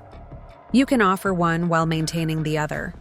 The observation stayed with me throughout the day as I focused on work, refining concepts for the Thompson Hotel project. Jason had been right. Immersing myself in creative challenges provided necessary balance to the ongoing personal turmoil. Design problems had solutions. They responded to skill and imagination. Unlike human relationships, they didn't hide deceptions beneath seemingly solid foundations. Catherine called that afternoon to confirm the agreement was ready for Daniel's review. "I've structured it to be ironclad, regardless of whether his cooperation with authorities materializes," she assured me. "Your financial interests are protected. Either way." "And if he was right about the danger?" I asked. "If the attack wasn't random?" "That's why we've included confidentiality provisions and staged disclosure protocols," Catherine explained. "If there are legitimate safety concerns, this approach minimizes risk while maintaining leverage." The legal machinery continued its methodical progress, transforming messy emotional realities into structured paragraphs and binding clauses. There was comfort in this process, the reduction of betrayal and hurt to items that could be negotiated. Resolved, concluded. That evening, as I prepared dinner in my loft, my phone rang with a number I didn't recognize. I answered cautiously. "Ms. Mitchell? This is Detective Laura Rivera, Portland Police. I'm investigating the assault on Daniel Mitchell. Do you have a moment to answer some questions?" The call caught me off guard. "Of course," I replied, turning down the heat under the pasta I was cooking. "Though I'm not sure how I can help. I wasn't there when it happened. We understand you visited Mr. Mitchell in the hospital last night, Detective Rivera continued. Did he share any details about the incident that might help our investigation?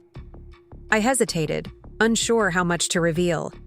Daniel's claims about Edward's involvement were based on suspicion rather than evidence, and discussing potential financial crimes felt beyond the scope of a simple assault investigation. He mentioned it might not have been a random mugging, I said carefully, that his laptop was taken, which contained important work documents. Did he indicate who might want those documents? The detective's tone was neutral, professional, but the question suggested she was considering motives beyond simple theft. He has concerns about a work situation, I replied, maintaining deliberate vagueness. I think he should share those concerns directly if he hasn't already. Detective Rivera seemed to accept this boundary. One more question, Ms. Mitchell. Our report indicates you and Mr. Mitchell are separated, proceeding with divorce. Yet you visited him in the hospital. Would you characterize your current relationship as amicable? The question seemed oddly tangential to an assault investigation. We're working through a complicated legal situation, I said. My visit was motivated by concern for his well-being, not reconciliation, if that's what you're asking. After ending the call, I stood in my kitchen, the pasta now overcooked, wondering about the detective's interest in our relationship status. Was it standard procedure in assault cases, or indicative of something more concerning? Had Daniel's claims about powerful connections extended to law enforcement? The thought sent a chill through me. If Edward Wilson truly had the influence Daniel suggested, how far might that reach? Into police investigations? Into financial regulatory bodies? The scope of potential corruption expanded the more I considered it, making Daniel's request for time and caution seem increasingly reasonable. I texted Catherine, summarizing the detective's call and my concerns. Her response was measured but alert. Interesting timing. Let's discuss tomorrow before Daniel reviews the agreement. That night, sleep eluded me. I stood at my loft windows, watching the city gradually quiet as midnight approached. Portland had always felt like a sanctuary to me, large enough for opportunity, but small enough for community. Now it seemed filled with unseen connections and potential threats, a web of relationships and influences I'd been oblivious to while focused on building my marriage and career. My phone chimed with a text from Jason. Great news. Thompson Hotels wants us to proceed with initial concepts. They specifically requested you as lead designer. This could be transformative for the firm and your career.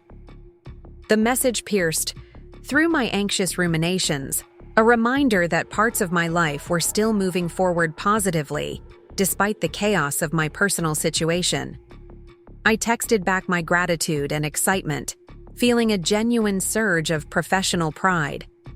Whatever was happening with Daniel in the increasingly complex legal situation, my creative abilities remained intact, recognized, valued. As I finally drifted toward sleep, a thought crystallized.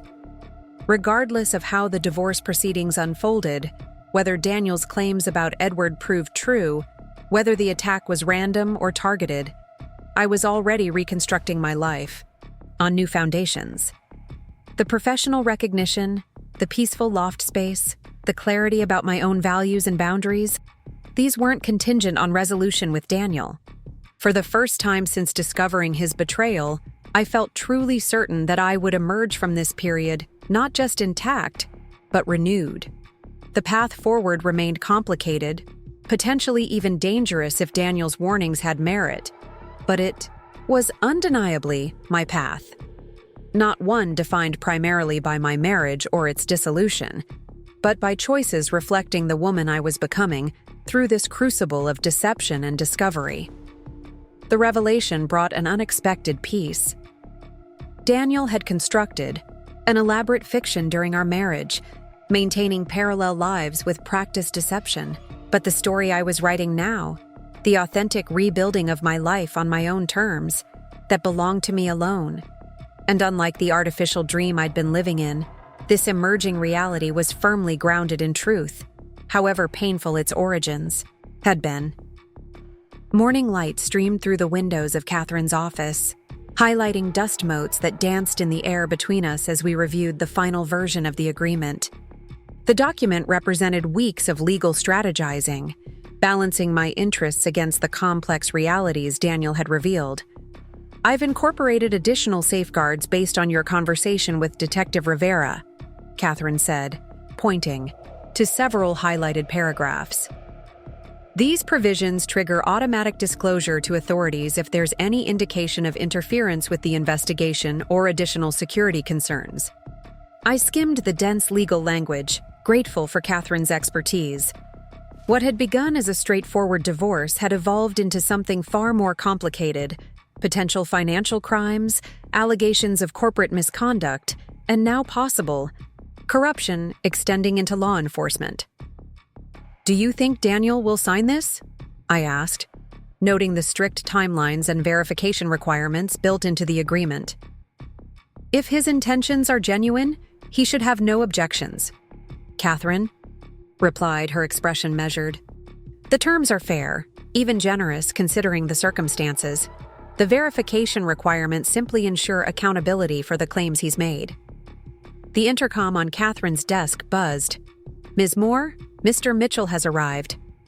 "Send him in," Catherine responded, gathering the agreement into a leather portfolio. Daniel entered, still bearing visible evidence of the attack. The bruise on his cheekbone now yellowing at the edges. A new pair of glasses replacing ones apparently broken during the assault.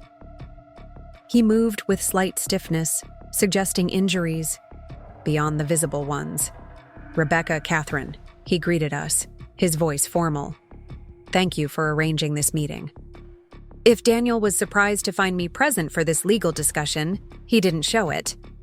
He took the seat opposite Catherine, nodding acknowledgement of my presence without attempting to engage me directly, a respect for boundaries I hadn't expected. "Before we review the agreement," Catherine began, "I want to clarify our understanding of recent events. Rebecca received a call from Detective Rivera that raised some concerns about the investigation into your assault." Daniel's posture stiffened, subtly.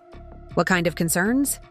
"The detective seemed particularly interested in Rebecca's relationship with you, despite its limited relevance to an assault investigation," Catherine explained. "Combined with your allegations about Edward Wilson's connections, this raises questions about potential interference in the case."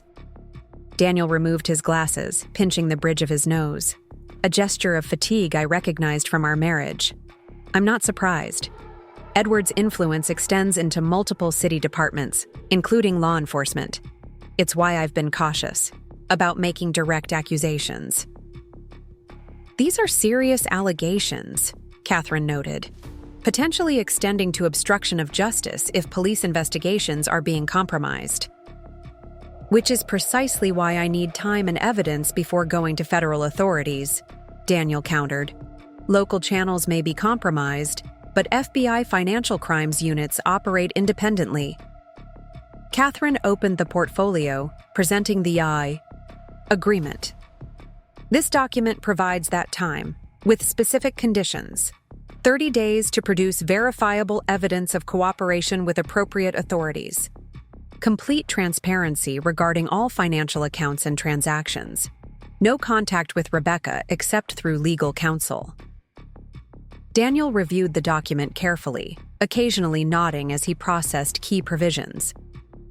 "The financial disclosure requirements are extensive," he noted, pausing on a particular section. "They reflect the extent of deception already documented," Catherine replied evenly. "If transparency is your goal, as you've claimed, these requirements shouldn't be problematic." His gaze flickered briefly to me before returning to the document. "And the division of assets as outlined here? This is what you want, Rebecca?" The question caught me off guard. Throughout our marriage, financial decisions had ostensibly been mutual, though I now recognized how Daniel had subtly directed major choices. This direct acknowledgement of my preferences felt both foreign and affirming. It's fair, I said simply. The house represents the majority of our legitimate joint investment. The retirement accounts were primarily funded through your income. This division reflects both contributions and circumstances. Daniel nodded slowly. It's more than fair, he acknowledged. You're entitled to more, given what's happened. This isn't about punishment, I found myself saying. It's about separation and forward movement for both of us. Something shifted in Daniel's expression. Surprise, perhaps, or recognition. He returned to the document, reviewing the final pages before signing with deliberate strokes. Catherine and I added our signatures, transforming the agreement from proposal to binding commitment. Mrs. Montgomery confirmed the guest house is available, I said as Catherine made copies of the executed agreement. She'll leave a key under the planter on the porch. There's a security system already programmed with a basic code, 4321. Thank you, Daniel said, genuine gratitude evident in his voice. For the arrangement and for this opportunity to address things properly. Don't mistake practical cooperation for reconciliation, I cautioned, maintaining the emotional boundaries I'd worked hard to establish. This agreement serves mutual interests during a complex situation. Nothing more. I understand, he replied, acceptance replacing whatever hope might have briefly flickered. For what it's worth, I recognize the extraordinary fairness you're showing despite every reason not to. Catherine returned with copies, effectively ending the moment of personal exchange. The 30-day clock starts now, Mr. Mitchell. I strongly suggest you use this time as intended. As Daniel departed with his copy of the agreement, Catherine turned to me with an assessing gaze. You're handling this with remarkable composure. Most clients in your position would be demanding maximum penalties, not facilitating recovery arrangements. I'm not interested in vengeance, I said, gathering my purse and the agreement copy. I just want resolution that allows me to move forward without lingering doubts or regrets about how it ended. Just be careful that composure doesn't become vulnerability, Catherine advised. Daniel Mitchell has proven himself adept at manipulation. This apparent cooperation, this gratitude, it could be genuine recognition of his wrongdoing, or another strategic approach to maintaining influence. The warning was reasonable, yet something about Daniel's demeanor during our meeting had seemed authentic. The resignation, the acceptance of terms without negotiation, the lack of attempts to engage my sympathy despite his injuries. Perhaps it was wishful thinking, but I sensed a shift from manipulation to genuine accountability. I'll maintain perspective, I assured Catherine. The agreement provides structure regardless of his intentions. Outside Catherine's office building, I paused to check my phone, finding messages from both Jason and Olivia. Jason's text contained exciting news about the Thompson Hotels project, preliminary approval of my design concepts with a request for detailed specifications. Olivia's message was more personal. Check in when you're done with the agreement signing. Dinner tonight? I responded to both, arranging to meet Olivia at her favorite Thai restaurant while confirming availability for a project meeting with Jason the following day. These simple exchanges, professional excitement, friendship, normal social planning, felt simultaneously ordinary and miraculous after weeks dominated by crisis and legal proceedings. As I walked toward my car, movement near the parking structure entrance caught my attention. A man in an expensive suit was emerging from a black Audi, his attention focused on the building I'd just exited. Something about his bearing, the confident posture, the assessing gaze, triggered recognition. I'd seen him at Daniel's firm events, always in Edward Wilson's orbit. Acting on instinct, I ducked behind a concrete pillar, watching as he entered the building. The coincidental timing seemed unlikely, arriving just after Daniel's departure from a private legal meeting. Had he been following Daniel? Monitoring his activities? The possibility lent credence to Daniel's claims about surveillance and threat. I texted Catherine a warning about the possible Wilson associate, then quickly left the parking area, checking repeatedly to ensure I wasn't followed. The hypervigilance felt foreign, almost absurd in the sunshine of a Portland afternoon. Yet, Daniel's warnings about Edward's resources and connections seemed increasingly plausible. At work, I channeled this nervous energy into productive focus on the Thompson project.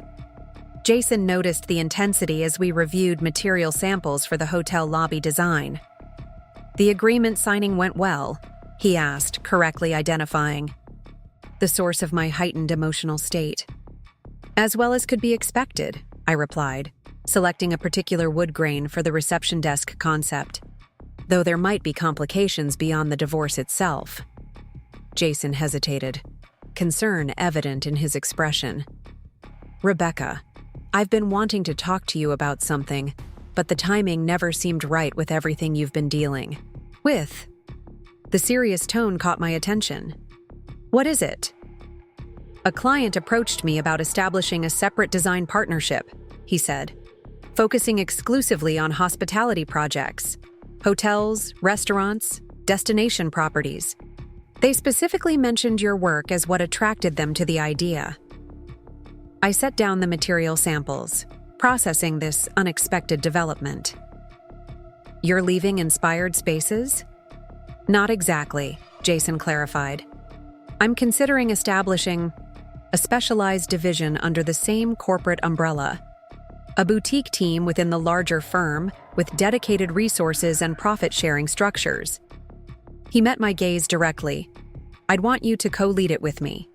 The offer was stunning, a professional advancement beyond what I'd anticipated at this point in my career, particularly given the personal chaos of recent months. "Why now?" I asked, genuinely puzzled by the timing. "Because your work during this difficult period has been exceptional," Jason said simply. "The Thompson presentation convinced me that you're not just surviving your personal challenges, you're channeling them into creative growth. That's exactly the resilience and perspective this new venture needs." The validation, professional, recognition completely separate from my dissolving marriage, felt like oxygen after months of emotional suffocation. "I'm honored," I said, meaning it deeply.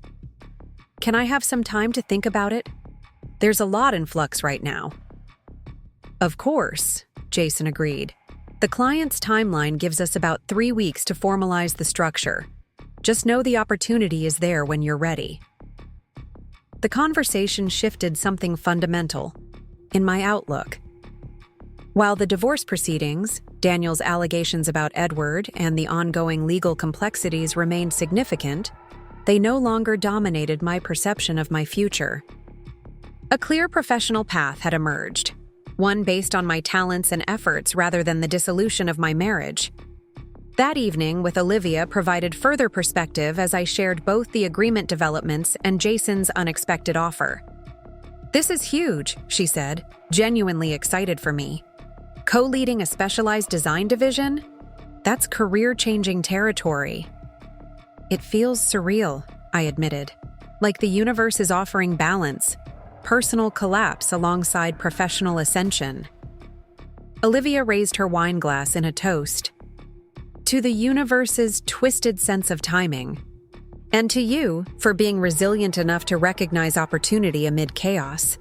As we clinked glasses, I felt a genuine smile, perhaps my first unguarded one in weeks. I keep thinking about who I was 6 months ago, so confident in my marriage, so comfortably established in my career path. If someone had described today's reality back then, I wouldn't have believed any of it was possible. "Which part?"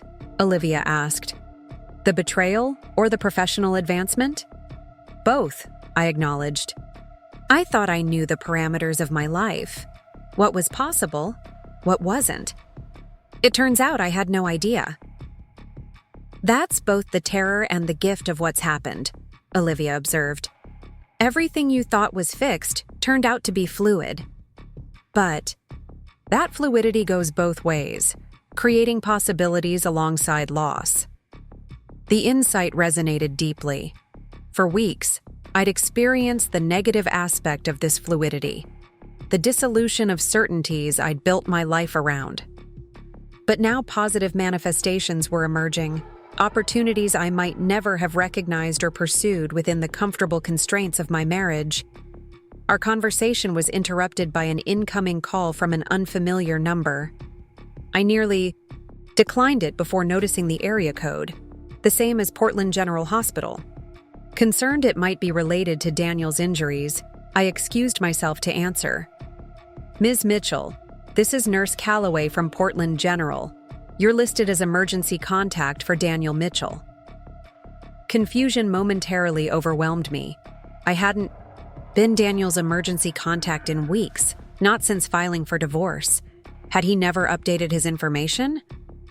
"What's happened?" I asked, mind racing through possibilities.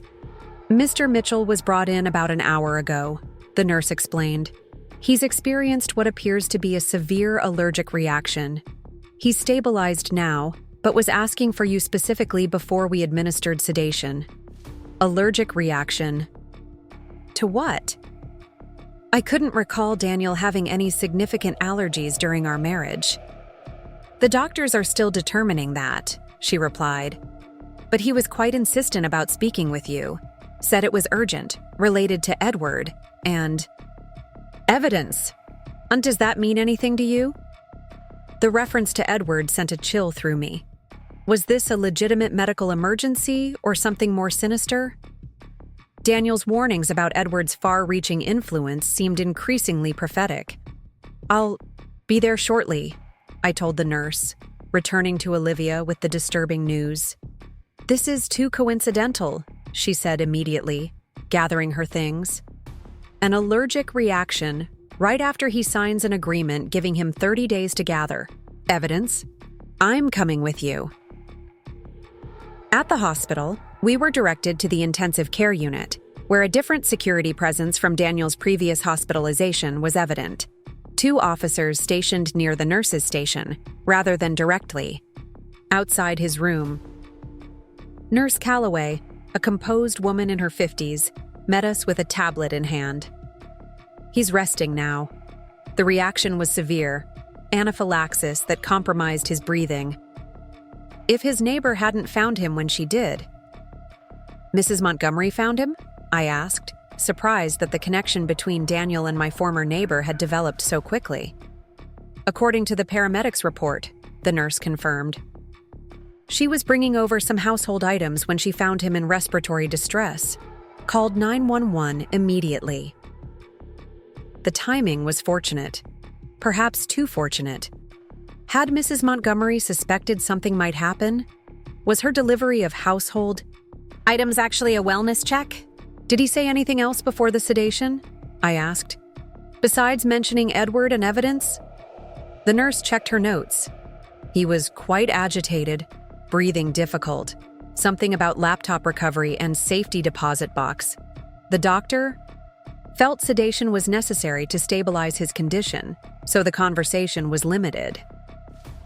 Olivia and I exchanged glances, the implications clear. Daniel believed he'd recovered evidence from the laptop stolen during his assault, evidence significant enough to potentially trigger another attack disguised as a medical emergency. "When can I speak with him?" I asked.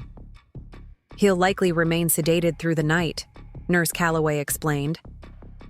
"The doctor can provide more specific information about his condition in the morning." As we prepared to leave, a text message arrived from Mrs. Montgomery. "Call when you can. Important information about Daniel's situation." In the hospital parking garage, I called her immediately, concern mounting with each ring until she answered. "Rebecca, thank you for calling," she said, her voice calm but serious. "I found Daniel in severe distress at the guest house this evening. Before the paramedics arrived, he was trying desperately to tell me something about a safety deposit box key at Oregon First Bank, downtown branch. He seemed to think it was critical you know this information." "Did he say what was in the safety deposit box?" I asked, trying to piece together fragmented information.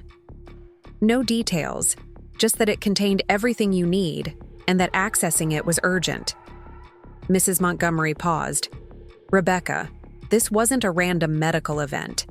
When I found him, there was an empty teacup beside him, a brand I had stocked in the guest house. The paramedics took it as potential evidence of what might have triggered the reaction. The implication was chilling, deliberate poisoning rather than accidental exposure. Do the police know? The hospital? I've spoken with detectives, Mrs. Montgomery confirmed. They're treating it as a suspicious medical event pending toxicology results. But Rebecca, her voice lowered. The officer who took my statement seemed oddly dismissive of potential foul play, almost as if he'd decided the conclusion before the investigation began. Daniel's warnings about Edward's influence within local law enforcement echoed ominously. If he was correct, traditional protective channels might be compromised. What are you thinking? Olivia asked as we drove away from the hospital, clearly reading the concern on my face. That Daniel might have been right about everything, I admitted. The danger, Edward's connections, the need for caution and evidence before going public. I glanced at the dashboard clock, nearly 10 p.m. We need to find that safety deposit box, first thing tomorrow. You realize we can't access it without Daniel, right? Safety deposit boxes require the account holder's presence or legal authorization. The obstacle was significant, but not insurmountable. Catherine might be able to help. The agreement gives me certain rights regarding financial accounts and documentation. Olivia looked skeptical. A safety deposit box key mysteriously mentioned right before a suspicious allergic reaction? This is moving beyond divorce proceedings into potential criminal territory, Becca. Maybe we should contact the FBI directly. Tell them everything. We know. Without evidence, we'd sound paranoid, I countered. If Daniel has gathered documentation significant enough to provoke this response, getting access to that safety deposit box becomes even more important. That night in my loft, sleep proved elusive despite exhaustion. I kept returning to Mrs. Montgomery's description of finding Daniel, the teacup beside him. Such an ordinary object transformed into something sinister. Had Edward's associates gained access to the guest house, tampered with food or beverages? The methodical planning required for such an act suggested resources and determination beyond what I'd initially imagined. Dawn found me at my design table, sketching compulsively. Not project concepts, but iterations of safety and security features for domestic spaces. Panic rooms disguised as closets. Secondary exits concealed within standard architectural elements. My professional focus had unconsciously shifted to reflect my personal anxiety. Catherine responded to my early morning message with characteristic efficiency, arranging an emergency meeting at her office. By 9, we were reviewing legal options for accessing the safety deposit box Daniel had mentioned. The agreement gives you authority over joint financial accounts, Catherine noted, but safety deposit boxes operate under different regulatory frameworks. Without Daniel's direct authorization or a specific court order, access would be challenging. What about medical power of attorney? I suggested. Daniel still listed me as his emergency contact. Maybe he never revoked other authorizations either. Catherine considered this. It's worth investigating. If you still have medical power of attorney, we could potentially leverage that given his current incapacitated state and the urgent nature of accessing potential evidence. A quick records check confirmed my suspicion. Daniel had never updated his advance directive documents after our separation. I remained his designated healthcare agent with power of attorney during medical incapacity. This gives us a potential avenue, Catherine said, examining the documentation. Combined with the agreement's provisions regarding financial transparency, we have a reasonable legal position for requesting access.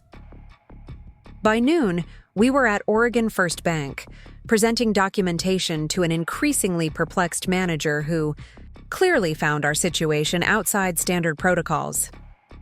After consultations with the bank's legal department, he reluctantly agreed to supervised access to Daniel's safety deposit box. a compromise between security requirements and the unusual circumstances. The box itself was smaller than I'd expected, its contents limited to a single sealed envelope and a USB drive. The envelope bore my name in Daniel's distinctive handwriting, the drive unlabeled and unremarkable. "We need to review these in a secure setting," Catherine advised, professional caution evident in her tone. "My office has appropriate resources for examining potentially sensitive documentation." Back at Catherine's office, I opened the envelope with trembling fingers, finding a handwritten letter from Daniel. "Rebecca, if you're reading this, something has happened to prevent me from completing the 30-day window outlined in our agreement. The drive contains everything I've gathered on Edward Wilson's operation, transaction records, offshore account details, communications with certain special clients that reveal the true nature of the business.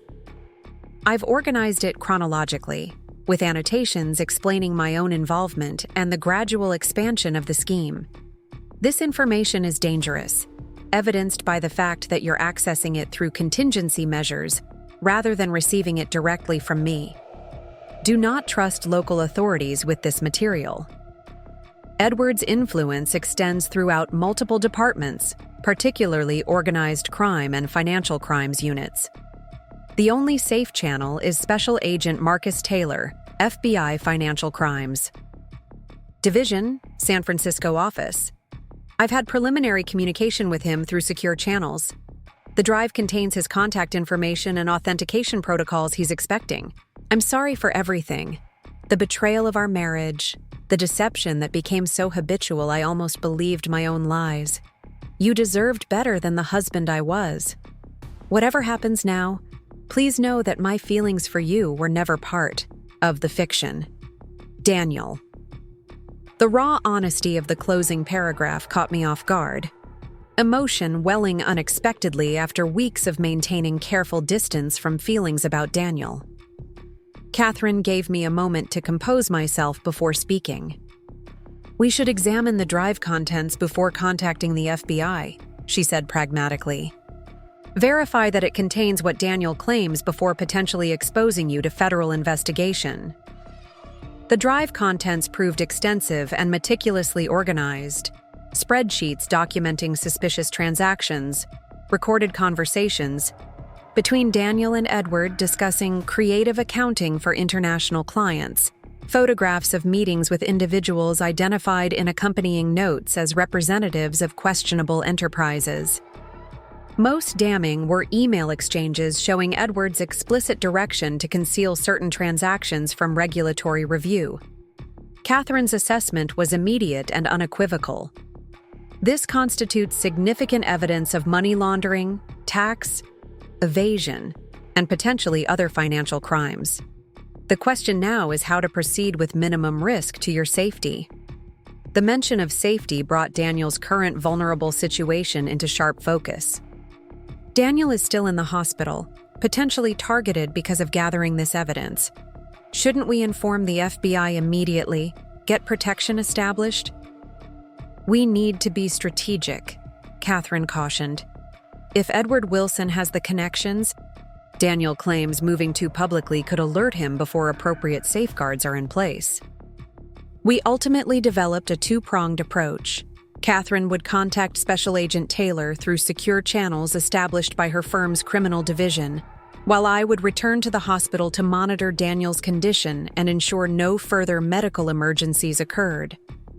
Arriving at Portland General, I found the atmosphere around Daniel's room noticeably changed.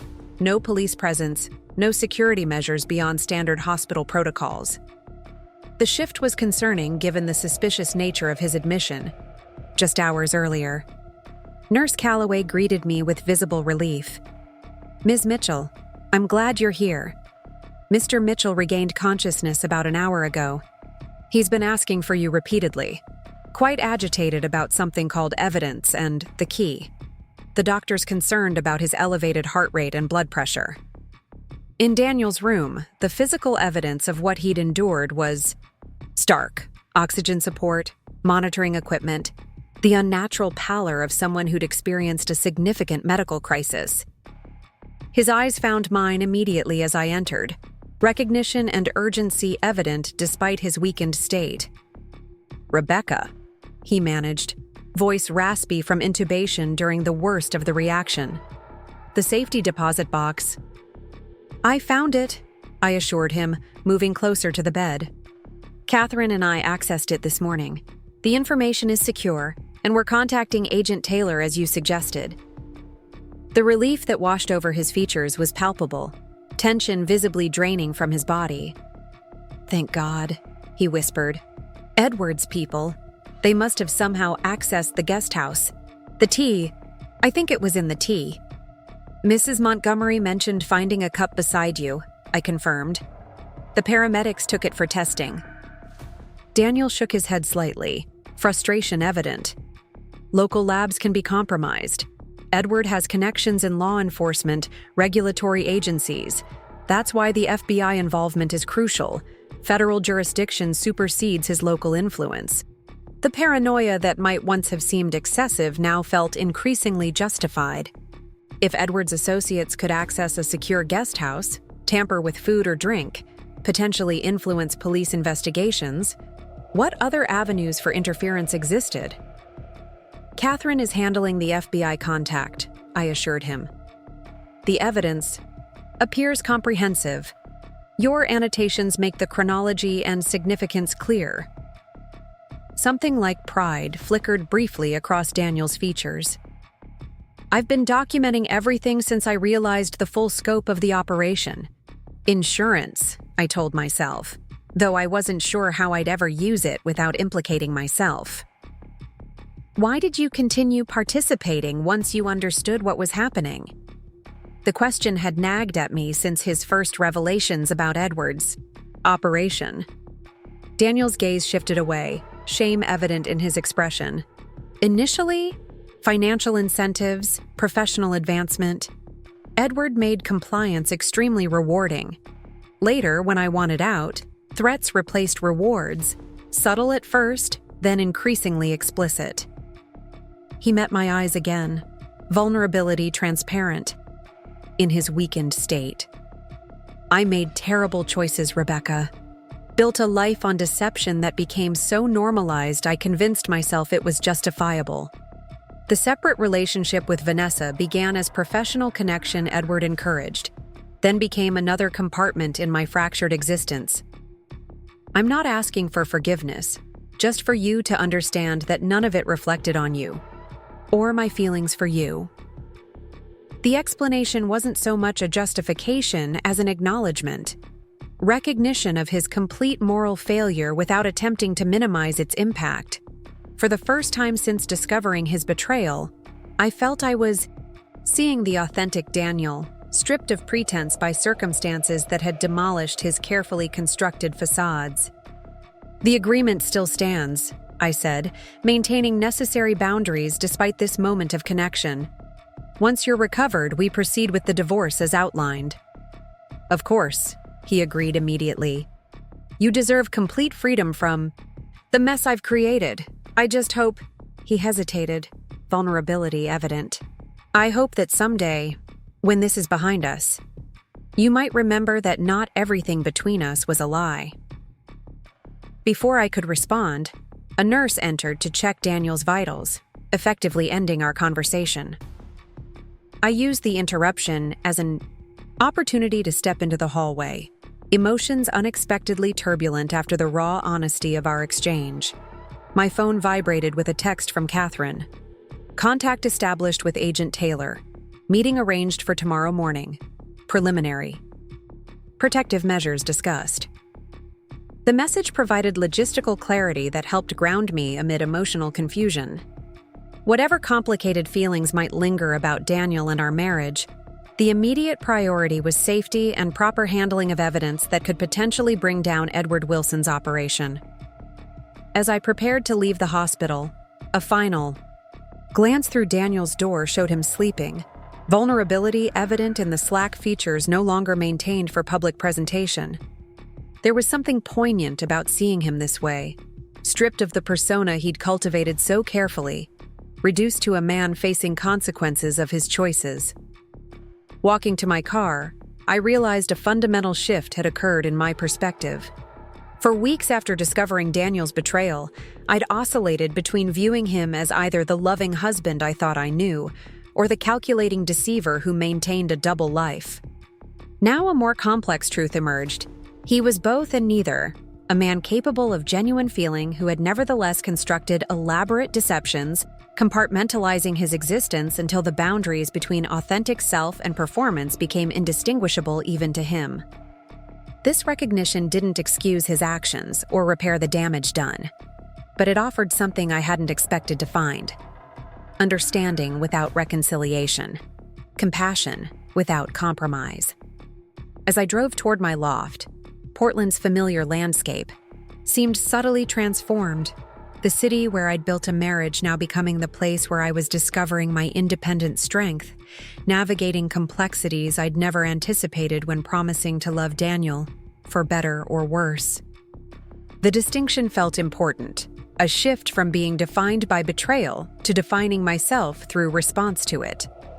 Whatever happened next with the FBI investigation, Edward Wilson's operation, and the finalizing of my divorce, I would face it, not as Daniel Mitchell's deceived wife, but as Rebecca Mitchell, moving forward on my own terms, creating a future built on hard-won understanding of both others and myself.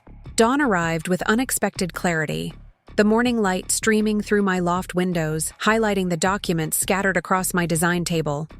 FBI forms, witness statements, preliminary protective protocols. After weeks of disorientation and shock, I faced the day with newfound resolve. Agent Marcus Taylor would arrive in 3 hours for our official statement, the first step in what would likely become a comprehensive federal investigation into Edward Wilson's financial operation. I dressed with deliberate care, selecting a structured navy blazer over a simple dress, professional armor for the day ahead. The woman in the mirror looked different somehow. Stronger, more defined.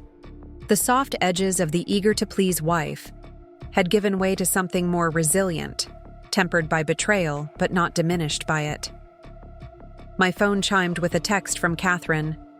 Car service confirmed for 9:15. Security protocols in place. The precautions might have seemed excessive weeks ago, but recent events had erased any skepticism about potential danger. Daniel's allergic reaction, the missing laptop, Edward's associates appearing near Catherine's office. These weren't paranoid imaginings, but documented incidents suggesting organized opposition to the evidence we'd gathered. I arrived at Catherine's office precisely at 9:45, escorted by the security specialist her firm had arranged. The conference room had been prepared for our meeting with Agent Taylor, window blinds drawn, recording equipment disabled, a signal jammer activated to prevent electronic surveillance. The measures felt surreal yet necessary, a physical manifestation of how dramatically my reality had shifted. Agent Taylor arrived exactly on time, his appearance at odds with the dramatic circumstances, mid-50s, average height, with the unremarkable features of someone designed to blend into corporate settings. Only his eyes revealed something different, sharp, assessing, missing nothing. "Ms. Mitchell, Ms. Moore," he greeted us, setting a slim briefcase on the conference table. "Thank you for reaching out through secure channels. I've been monitoring aspects of this situation for some time." Catherine raised an eyebrow. "You were already investigating Edward Wilson?" "Not specifically," Taylor clarified. "We've been tracking certain international transactions that repeatedly intersected with Portland financial firms. Daniel Mitchell's preliminary contact provided valuable context for patterns we'd already identified." The revelation that a federal investigation had been proceeding in parallel to my personal crisis was oddly comforting. Confirmation that Daniel's claims about Edward's operation weren't fabricated to manipulate me during divorce proceedings. "We've prepared complete copies of the evidence Daniel gathered," I said, indicating the sealed envelope on the table. "Transaction records, communication logs, documentation of offshore accounts." Taylor nodded appreciation. "This will accelerate our timeline considerably.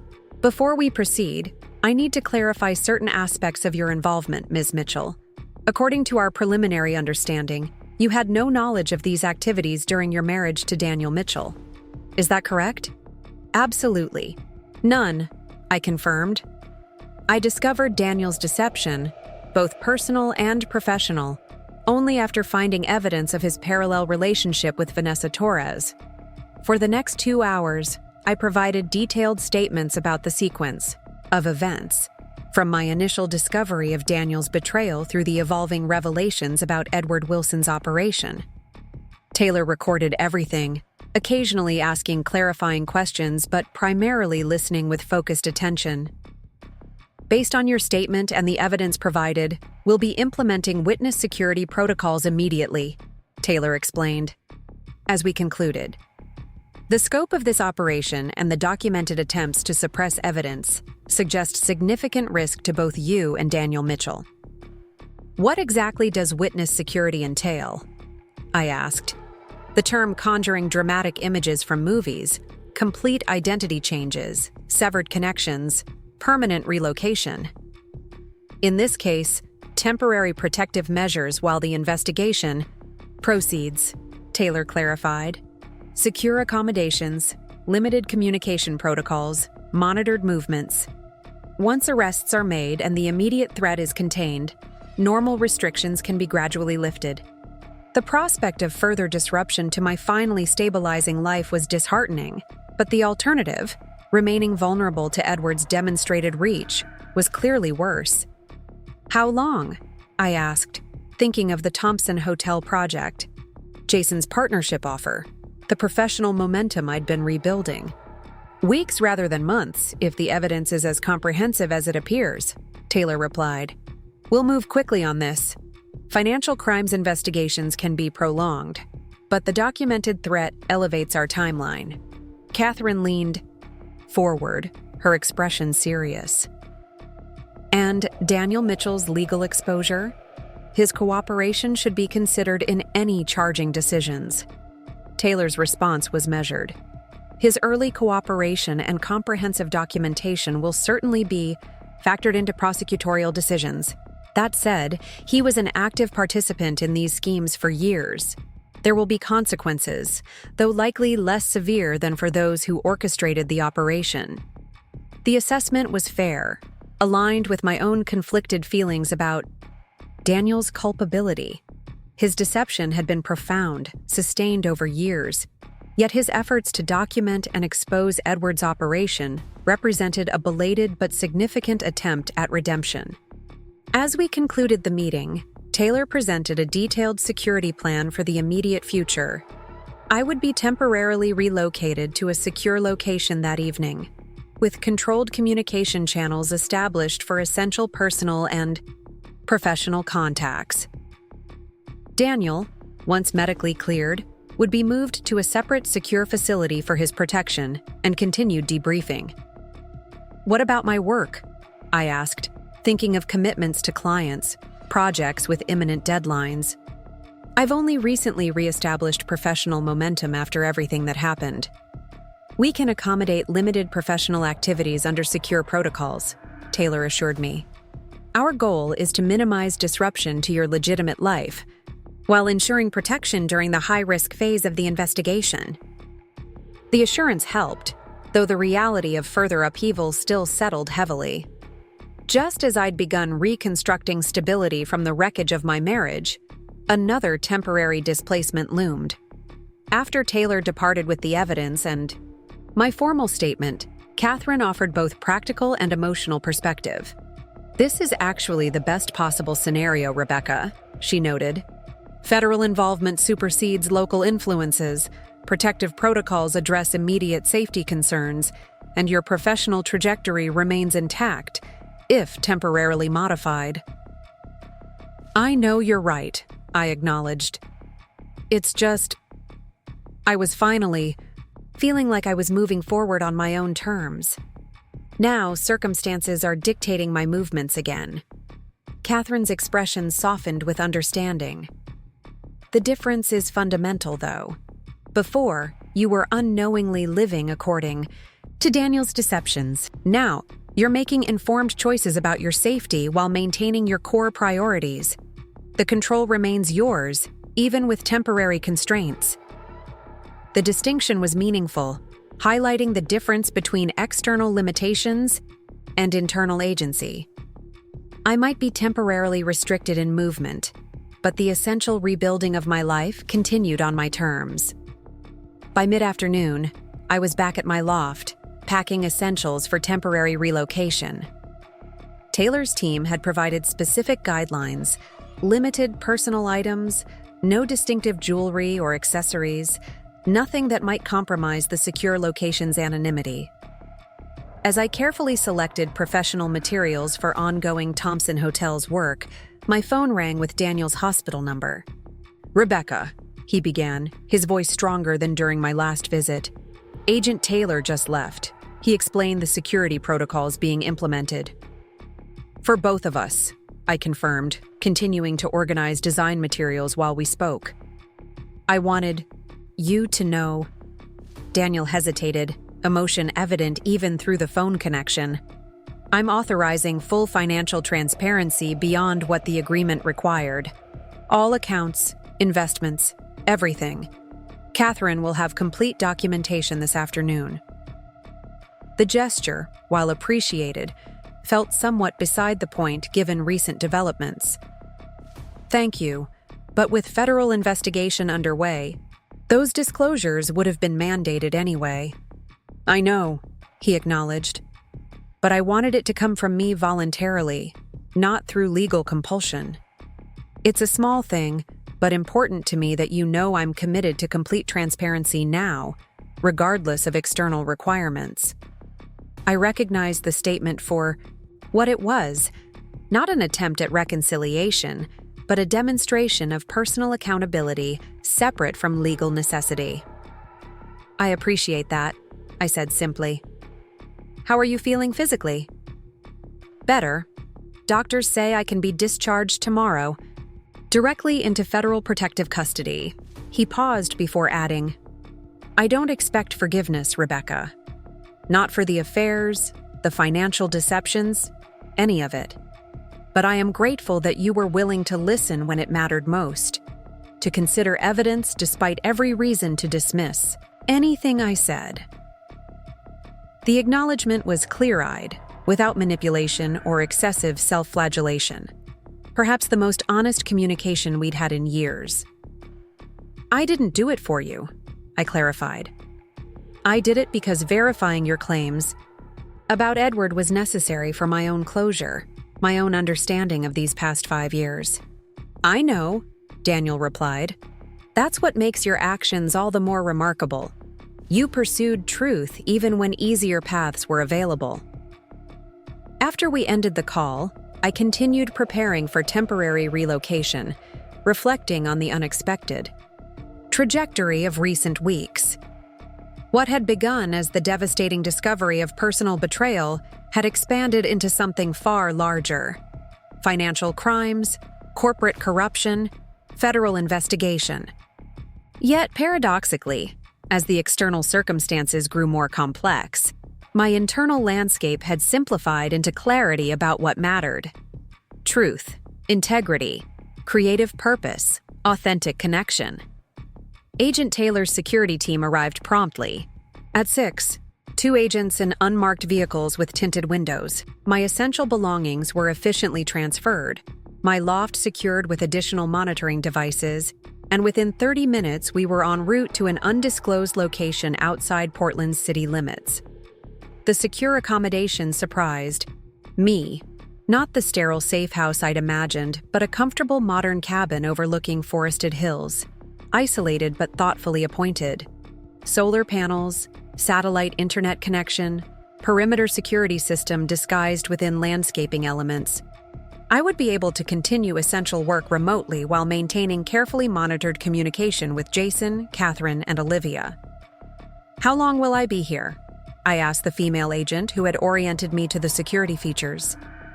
"Initial estimate is 2 to 3 weeks, she replied. "Agent Taylor plans to move quickly on arrests once final evidence verification is complete. Edward Wilson is the primary target. but we anticipate at least 6 additional arrests within his network.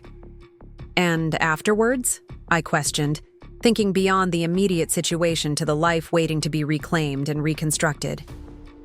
You'll transition back to normal activities with gradually reduced security protocols, she explained.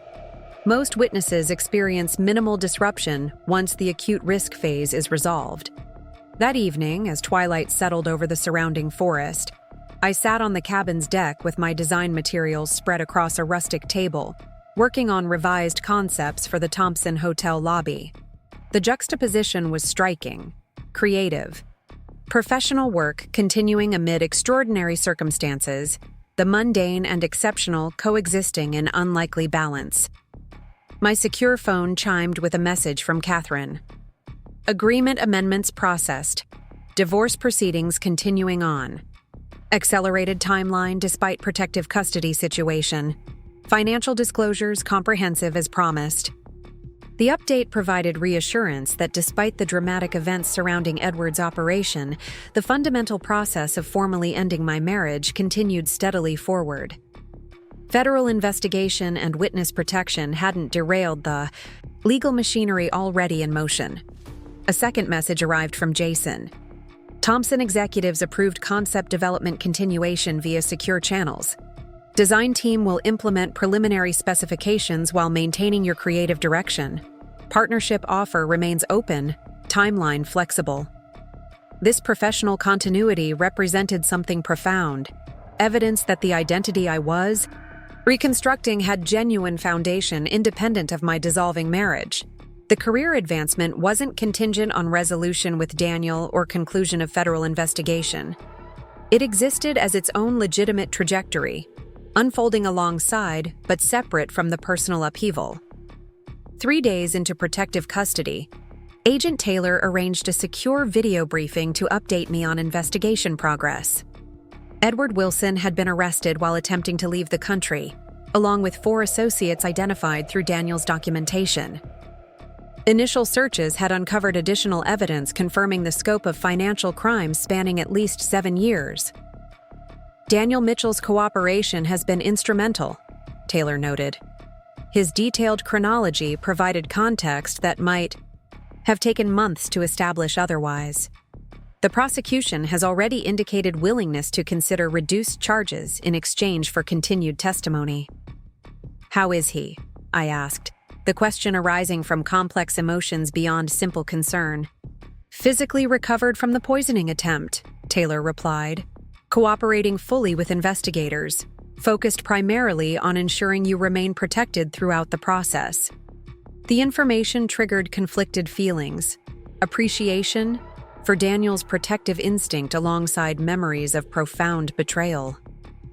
The man who had maintained parallel relationships for years, lied about financial activities, constructed elaborate deceptions, was also the man now prioritizing my safety above potential legal advantages for himself. The divorce proceedings are continuing, I said, more statement than question. Regardless of these developments. Of course, Taylor confirmed. Our involvement pertains only to the financial crimes investigation and related security concerns. Your personal decisions about your marriage remain entirely separate. The distinction felt important, a reinforcement of boundaries between the criminal investigation I was assisting and the personal life choices that remained exclusively mine to determine. 2 weeks into protective custody, the investigation accelerated dramatically. A coordinated operation resulted in simultaneous arrests across 3 states, dismantling what Taylor described as the entire operational structure of Edward Wilson's network.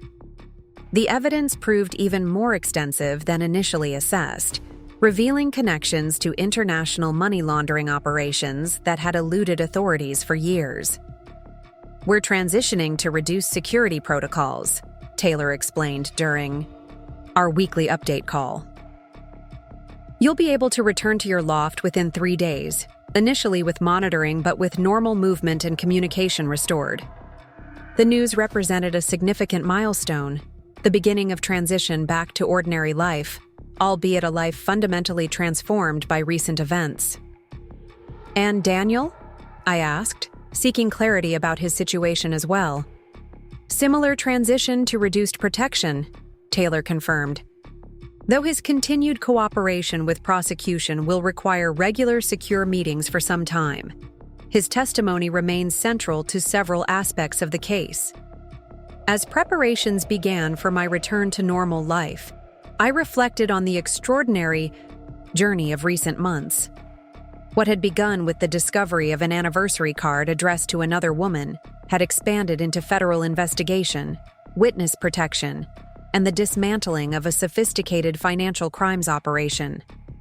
Yet amid these dramatic external events, the most significant transformations had been internal. My understanding of myself, my capacity for resilience, my recognition of strength previously untested. My final evening in the secure cabin, I sat on the deck watching sunset paint the distant hills in amber and rose. Despite the circumstances that had brought me here, I felt a profound sense of gratitude for this unexpected pause.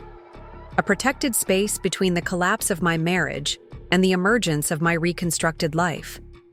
The temporary isolation had provided perspective impossible to achieve amid the immediate emotional aftermath of betrayal. I understood now that Daniel's deception, while personally devastating, was only one aspect of a complex reality I'd been navigating. The man I'd married contained multitudes, genuine affection alongside calculated lies, moral weakness alongside eventual courage, profound selfishness alongside capacity for remedial action. Acknowledging this complexity didn't excuse his betrayal, but placed it within human context rather than melodramatic villainy. More importantly, I recognized that my response to his betrayal had revealed capacities within myself previously untested: resilience, discernment, compassion without compromise, strength without vindictiveness. These qualities hadn't emerged because of Daniel's deception, but had been revealed through my response to it. Qualities that would serve the life I was now constructing on more authentic foundations. The secure phone chimed with a final message before my scheduled return to Portland. An update from Catherine that the divorce would be finalized within 30 days. All financial matters resolved according to our agreement. All legal requirements satisfied. The marriage that had defined 5 years of my life would soon exist only in memory and documentation, not in present legal reality. Rather than sadness, the notification brought a sense of appropriate conclusion, not just to my marriage, but to the chapter it represented. The life I'd been building with Daniel had been partially constructed on illusion, a foundation inherently unstable. The life emerging now, while still taking shape, rested on more solid ground. Truth, however painful. Clarity, however hard-won. Agency, however tested by circumstance. As daylight faded into dusk, I gathered my design materials. The Thompson Hotel concepts now nearly complete despite the unusual working conditions. The project represented something significant. Creative work accomplished amid personal upheaval, professional growth continuing despite emotional challenges. It was tangible evidence that my capacity for creation and contribution existed independently from my marriage, would continue flourishing beyond its dissolution. The following morning, as security agents prepared for my return to Portland, took one final moment on the cabin deck, breathing deeply of forest air tinged with pine and possibility. Whatever waited in the next chapter, professional advancement, new relationships, continued legal proceedings, I would face it not as Daniel Mitchell's betrayed wife, but as Rebecca Taylor, architect of her own reconstruction. The journey back to Portland traced familiar highways that somehow looked different. The landscape unchanged, but my perception of it transformed. The agents maintained professional silence, respecting the contemplative mood that had settled over me as we approached, the city that had witnessed both my marriage's illusion and its unraveling. As we reached the outskirts of Portland, city lights beginning to glimmer in early evening darkness, my secure phone chimed with a message from Jason. Thompson executives approved final concepts. Contract signing scheduled for your return. Partnership. Papers ready when you are. Welcome back to your future. The simple message captured everything the past months had revealed: that beyond betrayal lies rebuilding, beyond discovery lies creation, beyond endings lie beginnings still to be imagined and brought into being. The woman returning to Portland was not the same one who had discovered that anniversary card months earlier. She was stronger, clearer, more authentically herself, not despite the betrayal she had endured, but through her response to it. The security vehicle turned onto my street, familiar buildings materializing through twilight. Home looked different somehow, both unchanged and utterly transformed, much like the woman who now returned to claim it, to continue the reconstruction of a life more genuine than the one that had been lost, more satisfying than the one that had been imagined, more authentically hers than any that had come before. Up next, you've got 2 more standout stories right on your screen. If this one hit the mark, you won't want to pass these up. Just click and check them out.